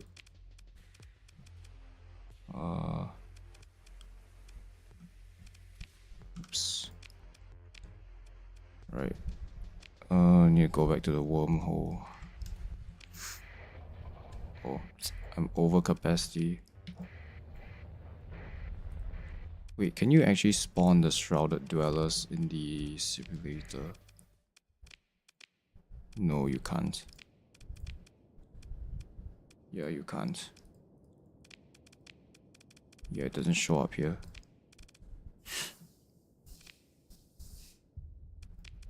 That kind of sucks. I wish you can do this in the simulator, but you can't.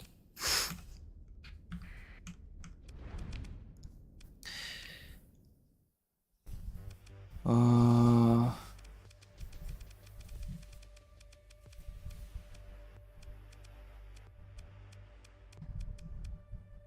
don't know if these guys will be good. Don't think they'll be good.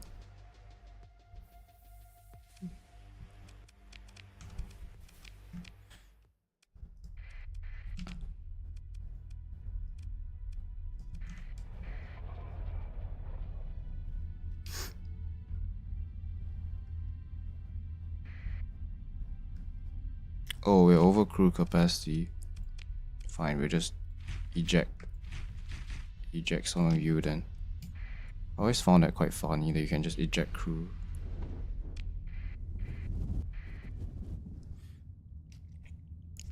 Yeah, even when I gave them frigates as a escort for the shrouded dweller, they didn't do very well. I've tried that before, they all died. I think that fight is just really hard without the Onslaught Mark 1.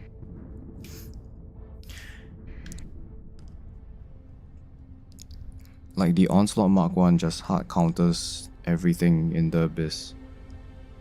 Like everything. Well, actually it's just a really strong ship. So it's basically very overpowered. Yeah.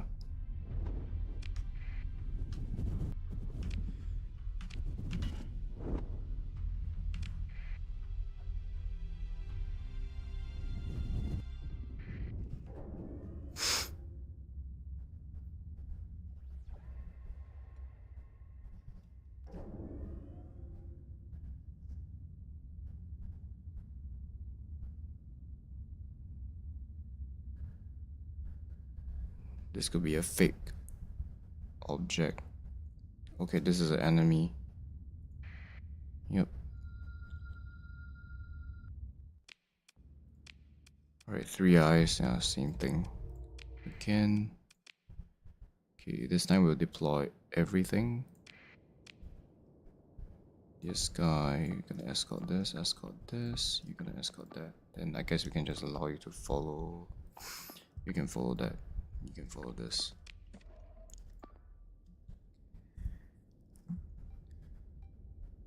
The problem is the eye. The eye deals way too much damage. It's basically a super... It's like a super high intensity laser or something.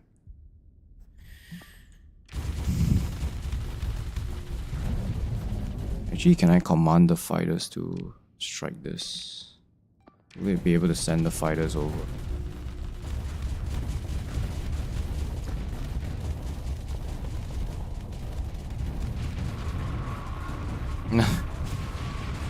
Yeah.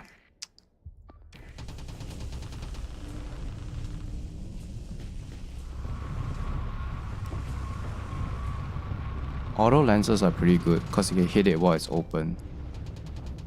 Yeah. Because when it opens, it's vulnerable.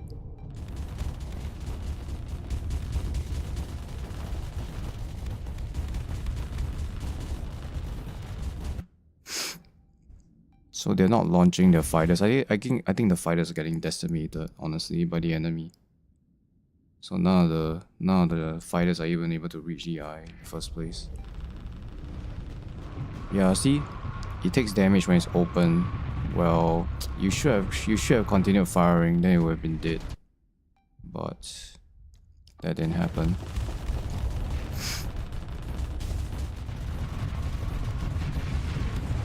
Ooh, that really sucks. We did kill a Maw previously. Okay, you might die. Yes, so this is it. Yeah, so they're very weak against like auto lancers, the eye, because they open up and they are exposed. They have no armor, so you just deal hull damage. This guy is in trouble. I mean, he's doing his job as an escort, but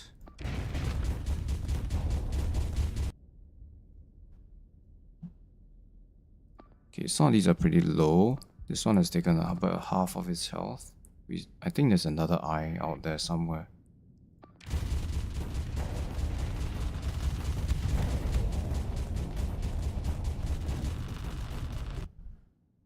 He's in trouble. He's dead. He is dead. We still have 3 capital ships.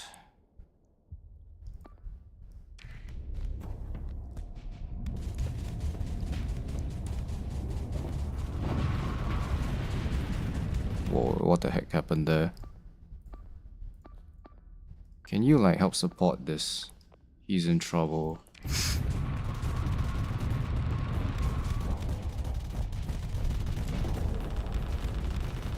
Huh.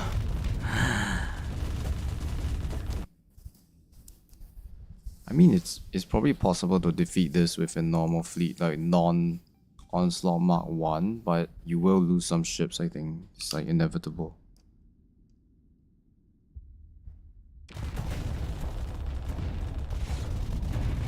Also, right, we picked the most difficult option, which is number 1. Yeah, dude, there's another eye here. Man, the range on that thing is insane.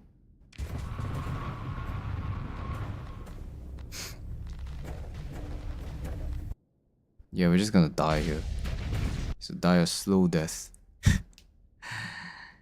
Do you have cigarette? Yes, I do. Yes, I have the cigarette. I haven't tried using them against the shrouded folks, yeah.